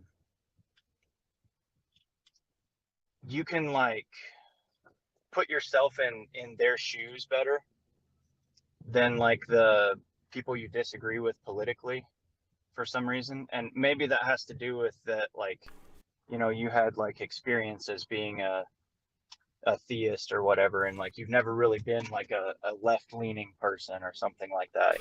Now, do you think that's actually true, or do you think it's because of the fact that you just disagree with me on some Mm, things? Because it the could be either way, but I will say that it does seem like it seems like you straw man the like political points of view that you disagree with. because I I can't remember think of a specific example right now, but I steel man the woke case. I got a video on it where I steel man, and I remember it was even Darkin. Darkin, are you here? I remember Darkin saying, "Whoa, I like this, Doug." Like I steel manned it so well. Like people on the left actually said, "Why can't you always be that way?" Like the like if someone knew nothing about me and saw that one episode, they would have thought for sure I was like you. maybe I missed it. I don't know, but I don't remember that. Yeah. Um, And as far as quality, I think I am very equal bad quality on both sides. Because it's not like I'm making video. I mean, trying to make things pretty and prepare. Like I don't prepare for my Theist Thursdays. Didn't prepare for this. yeah, yeah, I know. Yeah. Well, anyway, I'll say my joke real quick and then I have to go. But it's basically just that I told Jerome that I wish I was your dead sister so I didn't have to watch your channel go to turn into a dumpster fire. Was Jerome right that I shouldn't have said it? Yes. Okay. How in the world is that funny? I don't know. Maybe I have a messed up sense of humor, but did that offend you? A little bit, and I don't get offended easy. I don't know what in the world would possess you to bring up my dead sister. You were talking about it the other day, and that's when I said it. But you told me to say it though, so it's on you now. So Yeah, you're right. I said you got to say it, but I'll tell you that's not funny. okay. Well, if you have to block me again, I understand. You're one weird guy. Uh, do you have body armor? The deodorant or actual No, body armor? actual body armor? No, why? Oh, okay. So if someone shoots at you, then you just have to die, I guess. What are you talking about? Is that not a reasonable question? That almost sounds like a threat. No, no, it's not. I like body armor. Are you sane? Are you mentally ill? I'm asking this seriously now. I'm starting to think you're mentally ill. I don't think I am, Oh my but I'm not goodness. I think I made the right choice to block him the first time. He brings up my dead sister, and then he, out of the blue, asks, "Do you have body armor? If you were to be shot, would you just die?" Is this, am I wrong? Is this not weird?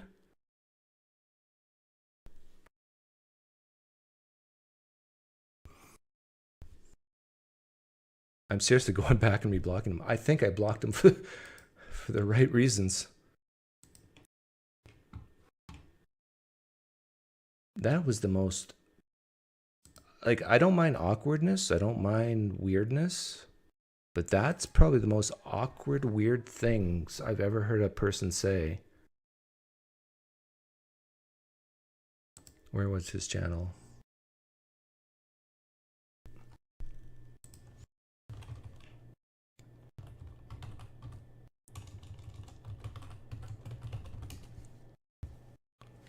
Wow.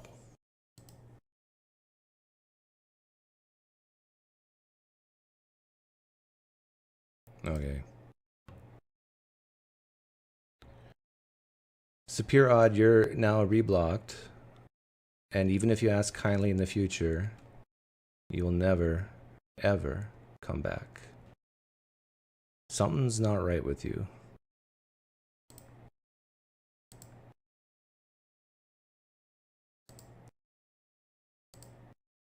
There's a few screws missing.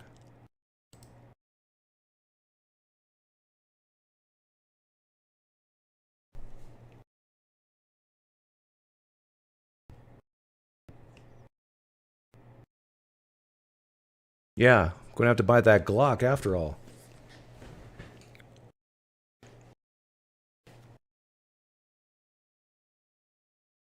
And Jerome, you told him to say that?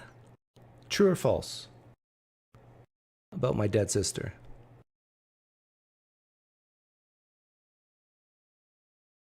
Nathan, I want you to hop on. I got a question for you. I think I can help you.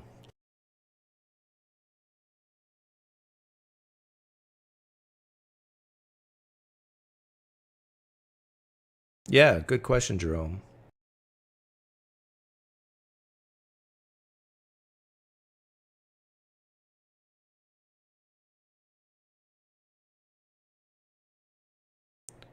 Nathan, hop on. I got a question for you.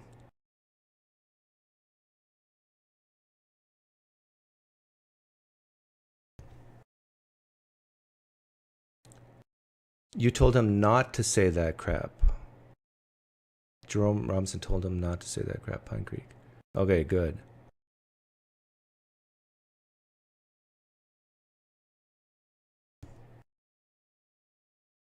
Like, Jerome is a pretty, I've talked to him a couple times. He's very chill, laid back. I can't imagine Jerome saying something like that. Or telling people to say something like that.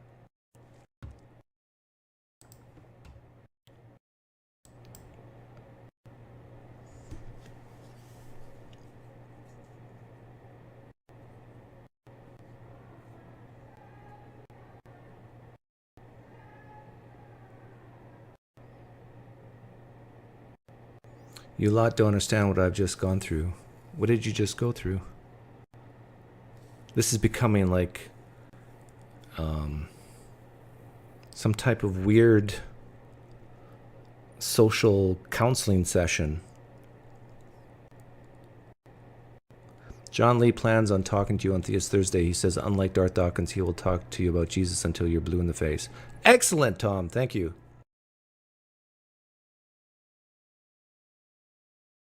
Have him email me, and I'll even schedule it for a good time for him on Thursday. My son's singing in the background. Can you hear him? Probably not. But he's in the bathroom singing really loud.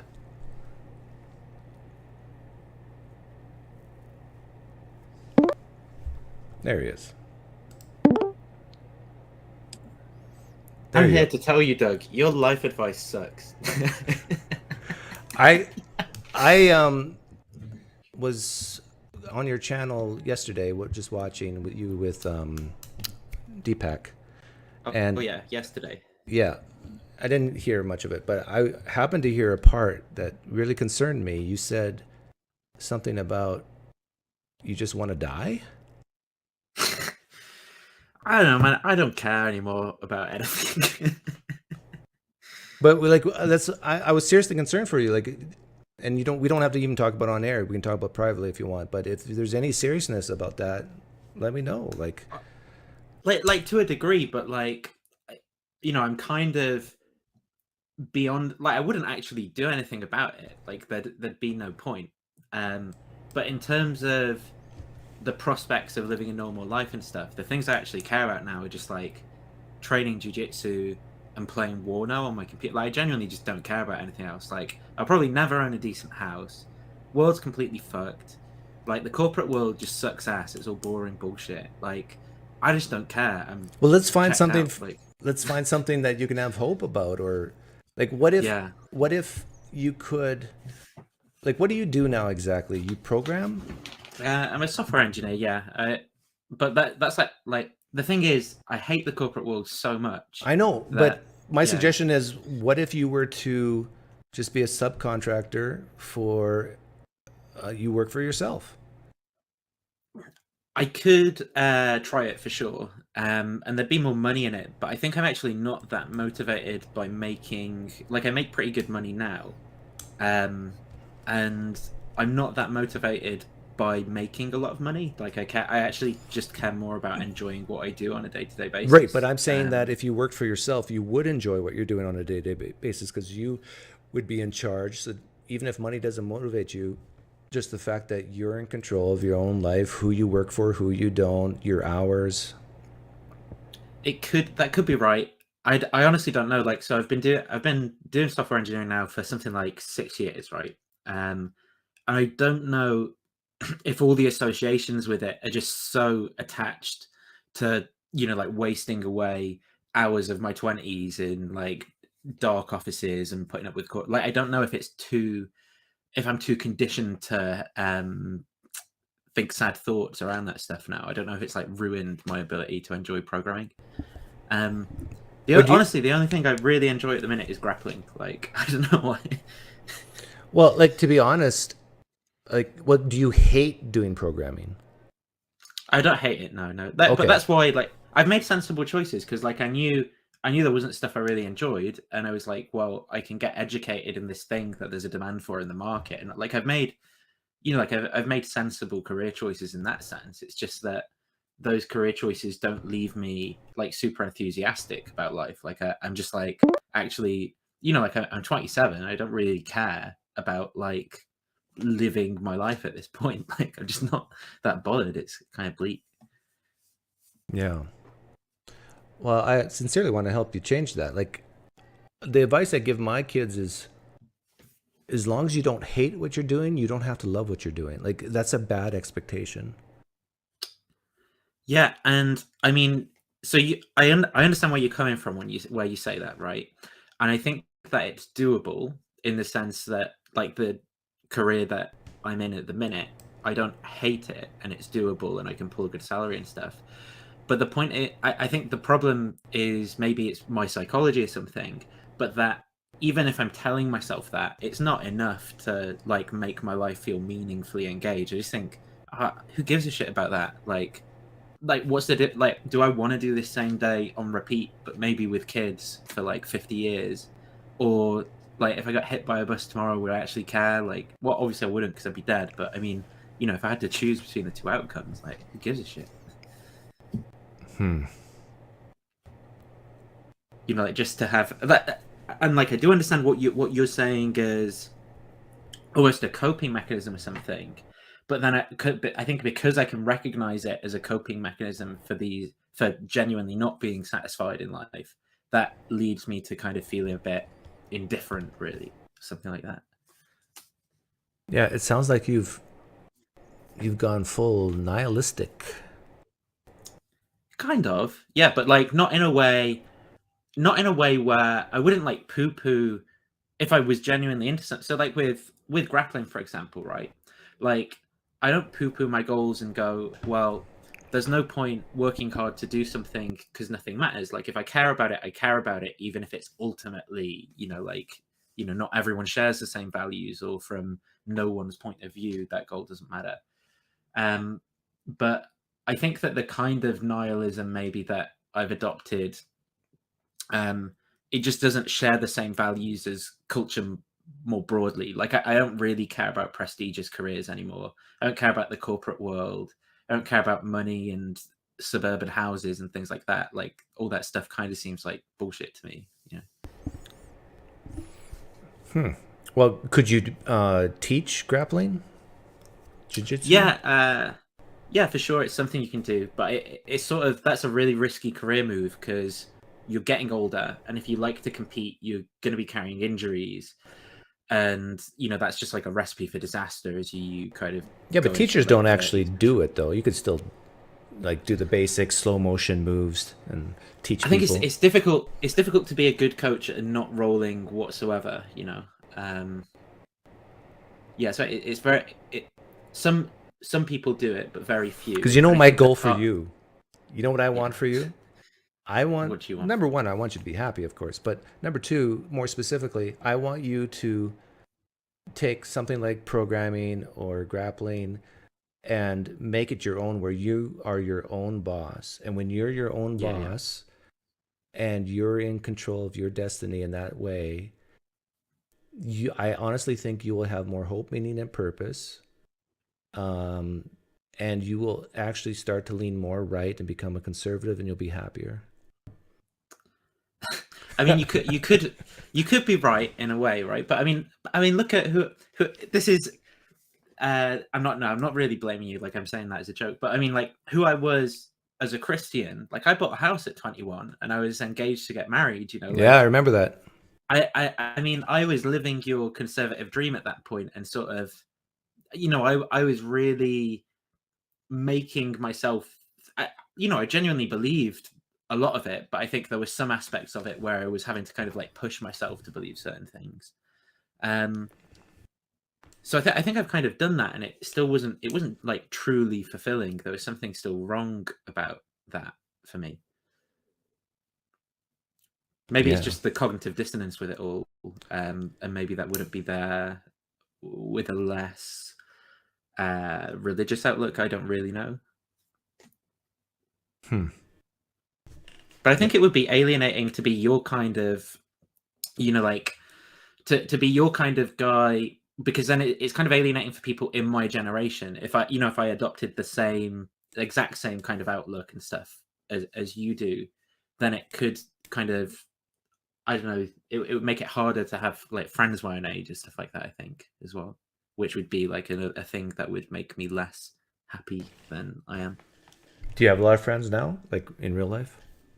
Yeah, but not many in London, to be honest. So like I've got, people at the gym who I train with who I'd consider friends, and then probably one serious friend who's a guy I've been mates with for like 5 years, who's in London. And then the girl I've been seeing for like the past 6, not 6 Oh, months, that doctor. like 4 or 5 months. Yeah. But because of you, that's why she's unhappy with me today. Not because of the PineCreek mindset. Not because of me specifically. No, not because of you specifically. I had a spot on my leg, right, which I know was like the start of a staph infection. So I was like, well, I just need to get fusidic acid, which is this antibiotic, and put it on. And then I go to the pharmacy. You can't get it without a prescription. So then I couldn't book in with a GP for like a few days. So I was like, well, I'll have sepsis and be dead by then. And then I went to A&E to wait to be seen by a doctor to be able to get a prescription for antibiotics. And I was kind of moaning at her saying, you know, like you should just be able to buy this stuff if you're smart. Like I understand why you don't want to just give idiots antibiotics, because you know, if you just give it, they'll take it when they've got a cold, they'll create all these resistant strains. You sound Fair like enough. me, not her. Yeah, that's what I was saying. Okay. But when I was espousing these opinions, I was like, I sound like PineCreek, and then she started getting wound up at me because she's a doctor, and she's like, well, you're undermining my expertise. What you're saying, we don't need GPs. I know more than you about medicine and stuff like that. And I was like, oh no, yeah, she would hate me because I call GPs glorified plumbers. Well, yeah, I started going down that route. I shouldn't have. I started dying on that hill, kind of thing. So I was kind of saying, well, yeah, like you could just make a flowchart, right, and give it to anyone, and that would be your job, like kind of. And she was like, you couldn't make a flowchart big enough, and I was like, what are you saying? Like you could make a flowchart with a billion different avenues on it if you wanted to, and yeah, I was like, you're just upset because So is this going to be a deal breaker between you two? I don't know. I'll see how she responds to that. I mean, I was probably meaner about it than I could have been when I was saying it. That's for sure. But also, like, to be honest, I don't know. Maybe you're going to disagree, but I think for a successful long-term relationship, I've got to be with someone who's got enough self-awareness to like agree with those sorts of points and not like just because it makes them feel bad, you know, provide a bunch of pushback. Can you see this? You see this little spot there? Yeah. Yeah. So yeah. a couple years ago, I went to the dermatologist. And this is your cancer, right? yeah. But this is like where you and I are agreeing, and I hope your girlfriend is watching right now. But the dermatologist looked at it, and I thought it was suspicious, and he agreed. And so he just took liquid nitrogen and sprayed it and burned it off. And then it sort of came back the other day. Yeah, and then you know you can do it again. I went to Costco. I bought those air cans. Yeah. They're compressed using liquid nitrogen. I flipped it upside down and I burned it off myself. I did it with my ear. Yeah. Like you don't have to.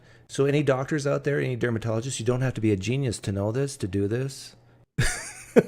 I mean, and honestly, like I'm the same when it comes to that kind of stuff, right? And I was like, look, I agree doctors have expertise, but it's like because I'm not stupid. If I know I've got something, I can read just as much about it as a doctor can, and I can, you know, like, okay, maybe I might not have all the skills they have to interpret all the data and stuff like that, but I can, you know, like you can figure it out. Everything, yeah. But most things, most like normal things, like a staph infection, or whatever. Oh, with GPs, I would say all things. Yeah, well, maybe not surgeons. It depends. Like I can't do blood tests on myself because I'd pass out or something, you know, like. Really? Like I could if you would pass out if you gave yourself a needle. I hate needles. Yeah, but you don't need a doctor for that. You can just get a nurse or anybody. Oh yeah, or just a crackhead off the street. Yeah, but I can't. Yeah, I can't say that sort of thing as well because. Yeah. So, but this is where you're, you know, because I could hear the inner PineCreek when I was saying this, and I was like, "This is Doug ruining my relationship." No, that was your inner conservative. Anybody who has, I think, initiative, gumption, who drive, they're more likely to be entrepreneurs. They're more likely to be the conservatives, and I think there's a little bit of that in you. I mean, I think I've got a weird mixture of both, right? That doesn't really fit into either of the categories completely because I think I'm a lot more sensitive to certain social issues than some, especially American conservatives. Like, well, I mean, you're Canadian, obviously, but like people in America. No, I'm an American now. Yeah. in an American political context, and you're legally American. But I think, you know, I'm far more left wing on certain things like social issues or even economics, right? But I'm also, I think, conservative when it comes to a bunch of other things. So, like what? Well, some social values, tradition, reverence for tradition. Really? I think some. Yeah. Like I like having a constitutional monarchy in the UK, for example. Like I think it's pretty good. Well, that's right. I remember you saying that. Serves us quite well. Yeah. I also think protecting the environment is a conservative issue as well. So like protecting the green belt in the UK, that's something that I consider to I be. partly agree with you, like especially when it just comes to very simple things like clean air, clean water. Yeah, those sorts of things, like protecting public health in that way as well. I'd consider again to be conservative. And I'm not saying that someone would say I'm left wing, by which I mean, I want bad polluted air or something like that. But I think that I view all those things from like through a conservative lens. Okay, tell your left-leaning friends publicly here why tradition's important. Well, it depends on the specific tradition, right? Because there's going to be, in general. Yeah, like, but in general, like in general, try to take with the monarchy and to apply it to a general case. What would you say? Well, it's usually because the sort of things, the processes or the traditions that we've kind of arrived at, they've not just kind of got there arbitrarily, but they've got there through a kind of almost evolutionary process, Testing, right? yeah. That's selected for them, and so they're quite refined, and there's a lot of I don't want to say wisdom built into them, but there's kind of like these ways of doing things that maybe don't always make sense if you just think about them, but actually those features have kind of evolved over time for a reason, and it's because they respond to certain types of problems that people might face socially, or like problems that might arise in a government when it tries to do. I agree things. 100%. But I would also add this, which maybe you were about to say, that tradition gives people a sense of identity. Oh yeah, that for sure. I think that is actually very important as well, and so that's something that I like about Britain: the sense of history, the sense of kind of who you are and story and things like that. I think it's quite important to people. Yeah, and let me, since you're a left-leaning person who said what's important or good about a conservative position like tradition, let me do the opposite. I think progressiveness is very valuable and needed in society because there's going to be times where the only solution and the best solution is to push the envelope over the status quo. And a great example is like slavery, women's rights, that sort of thing. Unless people are willing to actually step out of huge comfort zones and become really uncomfortable and challenge 99% of the population or big chunks, sometimes that's needed and provides the best solution for society. And we need people like that. And this is why I say we need progressives, we need conservatives to work together, realize that we're different in different areas, and that's okay. And that's why you're in favor of carbon taxes, isn't it? No. That's what we'll fight to the tooth and nail. But at least you and I can laugh about it, our disagreements. Like, I'm getting so tired of this, I see so many people who just look at me and say, "Oh, you must watch Fox News," or "Oh, you probably agree with Darth Dawkins on things." I'd say, "Yeah, I probably do, and so do you." I mean, it's instead of just demonizing each other, realize that I evolved in a way that's different than you. Just like men have evolved in a way that's different than most women. And we got to accept each other's differences and take the positives and the negatives and try to work together to see what overall is the best. Whilst I agree with that, I will say you've maybe brought some of that reactionary response on yourself a little bit, because from time to time. I don't deny that. You're pushing buttons, right? And yeah, then that's gonna rile people up. You're right. So I shouldn't complain when people do that. But the reason I rile people up is to see if they're going to do that. And when they do that, I like to chastise them. And and so if you don't do that, if everybody would never get riled up about anything I would say, I wouldn't try to rile people up. I mean, I just let it go. Like my good friends, like if I'm with my really good friends, I never try to rile them up because I know my really good friends can't be riled up. Onto it. Yeah. Like even if we disagree, they can't be triggered. And Well, that's the so, thing is, I think there's this sense of humor that some people have and some people don't. I don't know why. Where like there's almost a game of trying to figure out what someone's buttons are, and as soon as someone shows kind of weakness, it's like blood in the water, and you yeah. kind of have fun. And some people find that like just a fun mutual game that they can play, and some people just get really upset and offended by that kind of like social game people play. I think Someone got me really good with a comment this morning. And it was so good, I just said, well done. I didn't even try to push back. I mean, it was well done. I wish I could give credit. I can't find it very quickly, though. But you know who you are. But anyhow, I'll let you go because there's a couple people who wanted to hop on, and I need to go soon, too. no So, problem. but yeah, thanks for coming on and sharing. Maybe moving to America. I should move to America. Will that solve all my problems? Is that? Well, you need a good, wise father, so maybe I should just adopt you. Yeah, I moved to Texas. I go train at B team in Texas. Arizona's better than Texas. Not in terms of climate. Well, couldn't deal with the heat. Arizona is a big state, like most states are, and yeah, right. It depends where you live in Arizona. But you're right. If you live where I live, you're in a desert. Yeah, but I like the desert. It's beautiful. Yeah, reminds you of your personality. Reminds me of my looks. Hot, steamy. Oh, no, it's a dry heat here. See ya. Yeah. Sorry. Right, see you, right. I'm a dry heat, good looking. Yeah, you can call in and explain something quickly, Jerome. There was a couple other people who called in. Sorry, Nathan takes priority because we have a relationship. Oh, my wife's calling. Hang on a second. Like, call in, Jerome.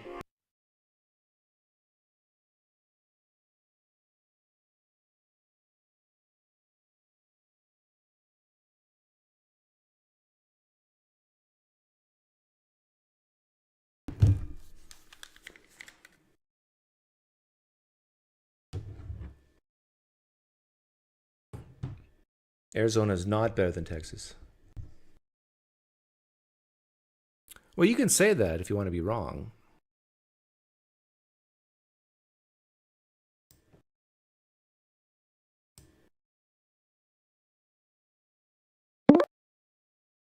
Okay, here's JR. Can you hear me, JR? Jerome?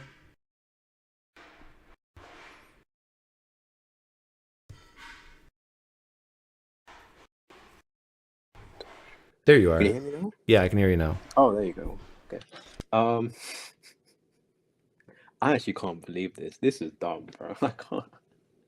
Okay, two things. I didn't say that. I didn't say to say any of that. I'm not involved, bro. Okay. Also the body armor reference is like an inside joke that really doesn't work here. Like especially after he said that. So like none of you need to be concerned about any of that. That's just a weird inside joke. That's it.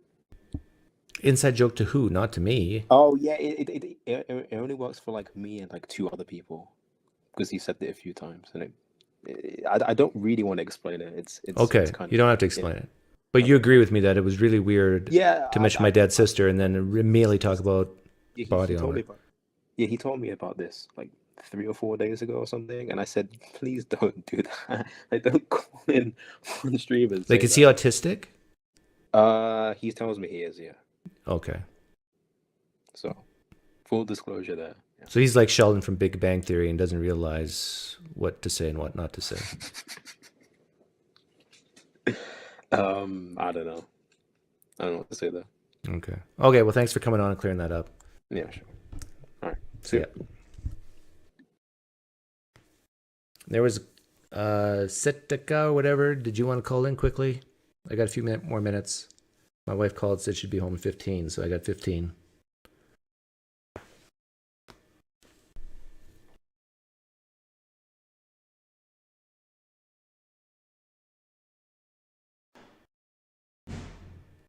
I think it would be so funny if, let's say, 5 years from now, Nathan from Digital Gnosis calls himself a conservative.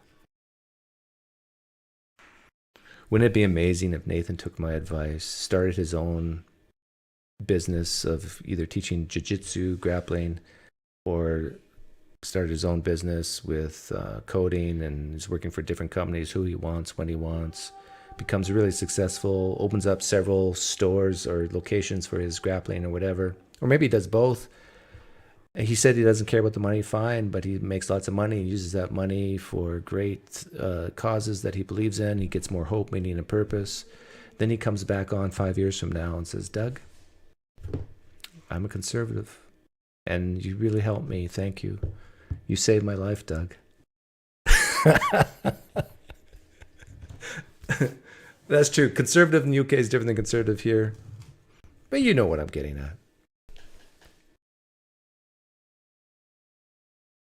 I saved Nathan from theism. There's a chance I can also save him from progressivism, wokeism. Actually, I don't consider Nathan woke because he's an intelligent person who's willing to have conversations with people he disagrees with, which is one of my criteria that says you're of my definition of woke. And that's a big one to me. Like, Nathan, you know Jay Bundy, right? From that, he fits the definition of woke perfectly. My definition of woke, and you are not him. Yeah, you are woke in a different sense, though, not my sense. Wokeness is just being aware of the disparities and the inequities of the people around us. It's being awake to these disparities and not just shoving them under the rug. It's being compassionate, sympathetic, empathetic, and not selfish.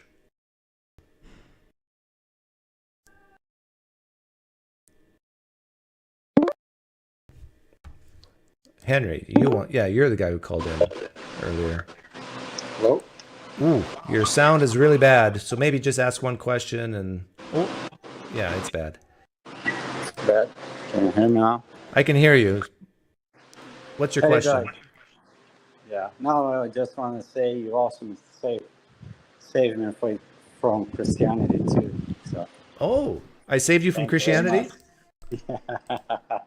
It's actually, you know, let me put my, yeah. That's better. The static's Hello. gone. Yeah, that's better, right? Yeah. How's it going, man? It's going well. So you were a Christian how long ago? Yeah, I'm a big fan. Actually, you know, my wife, she called you. We are the IVF couple, and we got good news. Really? It worked? Yeah. Oh, she's well, that makes me pregnant, so happy. everything. Thanks to science, my friend. Yeah, science is great. When did you find out? So, yeah, she's here. Let me show you. Ethan. Oh, hi. Yeah, aren't you the woman on my trailer? Like when you go to my channel. Yeah, man, you put her everywhere. She's famous. like a short clip thing. Oh man, let me put on the speaker here. So your wife's pregnant right now? You're pregnant right now? I am. Let me show you. Look. Oh, excellent. How many embryos did you put in? I put in 2. And one hit. One hit. Yeah, it's a girl now. So. It's a girl, my friend. Oh, Yeah. so you're not gonna wait. You're not gonna wait for it to be assigned at birth. You're gonna sign it now. Yeah, we were questioning that, but yeah, the genetic test said it's a girl, so it's a girl. There's Excellent. Nothing. Excellent. Well, you know, when my wife was pregnant through IVF the first time, we were so ecstatic and so happy, but then we also became so protective and scared. Are you guys the same way? Like. Yeah, a little bit. Actually, I took off out of work for 14 weeks because I didn't want to be lifting heavy patients for a while. I'm a nurse, so I just decided to take it easy in the beginning. And but everything is good. Tomorrow is going to be 20 weeks. So okay. Praise be to Jesus. and to the 50. Hallelujah. Hallelujah. Oh, the Catholics hate you now. Oh my gosh, I know. The hardest thing is just answering the questions from everyone saying, "Oh my gosh, we have prayed so much for you guys." And Oh. the miracle happened, and I said, "Oh, okay." Well, what percentage of your friends and family were against you doing IVF? None of them. Oh, good. No, none of them. Like I guess Henry's family was more like, "Oh, you guys have to pray more," or but none of them were against it. Yeah. Good, good. Yeah, because my family was a little bit against, or my parents were a little bit against it in the beginning, but they really wanted grandchildren, so they quickly got on board. Everything. Yeah, they said, well, they are stuck with us because we are the only ones for now that can give them grandchildren. So that's too bad. Now, you're not in the United States, right? We are. Yeah, We live in Florida, Orlando. Next to Disney. Did you consider getting the IVF treatment done in another country where it's cheaper? Yeah. Yeah, we did it. We did in Brazil, actually. Yeah. Yeah, I think it's better, like the care wise. You have your doctor's phone number. You can call them at any time. It's a little bit different than here, and also it was better for me to get some time off work. I know if I were to stay here, I would continue going to the hospital and living my daily life. So it was good to take this time off and just focus on that. Yeah. Yeah. The first time we did it, we went to Calgary, Alberta, Canada, because of the exchange rate. It was like 50% cheaper. Mm-hmm. But then the second time, the exchange rates changed and it became cheaper here in the U.S. Mm-hmm. Is it still very expensive? It's still very expensive. I think it was like $35,000, even with the exchange. Yeah. But we already made a spreadsheet for her. Mm-hmm. As soon as she hits 18 years old, something like that. Yeah. She's going to pay you back? Yeah. Yeah, man, I just want to give the good news and thank you for your work. It really brought us to our logic, thoughts, and really took from us that mystical, magical, wishful thinking to wait for someone to come and save you. It's much better to rely in your self, as far as if you do, you someday you're gonna get, then wait for someone to come and save you, right? Yeah, well, I'm just tremendously happy for you guys, because I truly know what it feels like. I mean, I cried and cried when I found out my wife that it worked, and it was just an amazing feeling. Yeah We're very happy right now. Okay, well, all the best to you. It's Henry and Ita, right? Ita. Yes. Yeah, you're Well, famous. thank you for making me famous. I appreciate that. Thank you, Pastor. You're welcome. Take care, guys. Bye, Thanks, you too. Bye-bye. Bye. See, Nathan, good news. See, this is why you should want to continue to live and hear stories like that. Isn't that amazing? What science can do. I mean, this is what it's all about.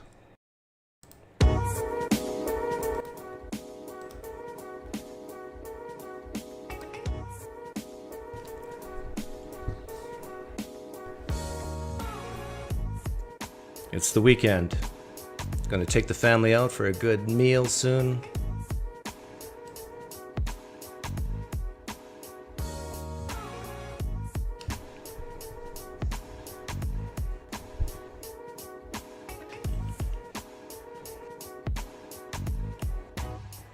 Yeah. Cheer up, Nathan. Use Henry and Ita's story to cheer you up today.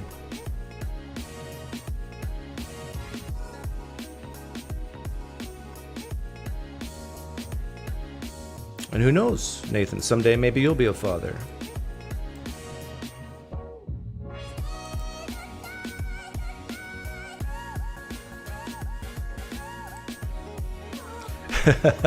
Wonder Bucket says you didn't ask if they make 60K a year.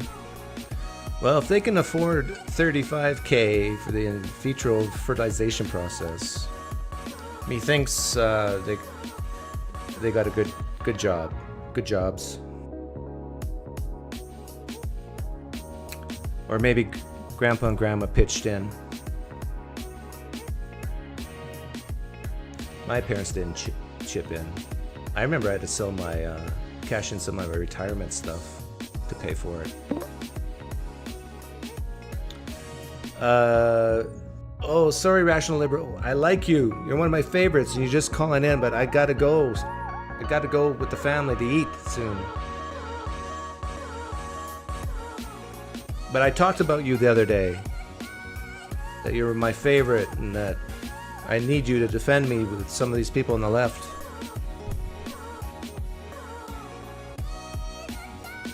So maybe next time.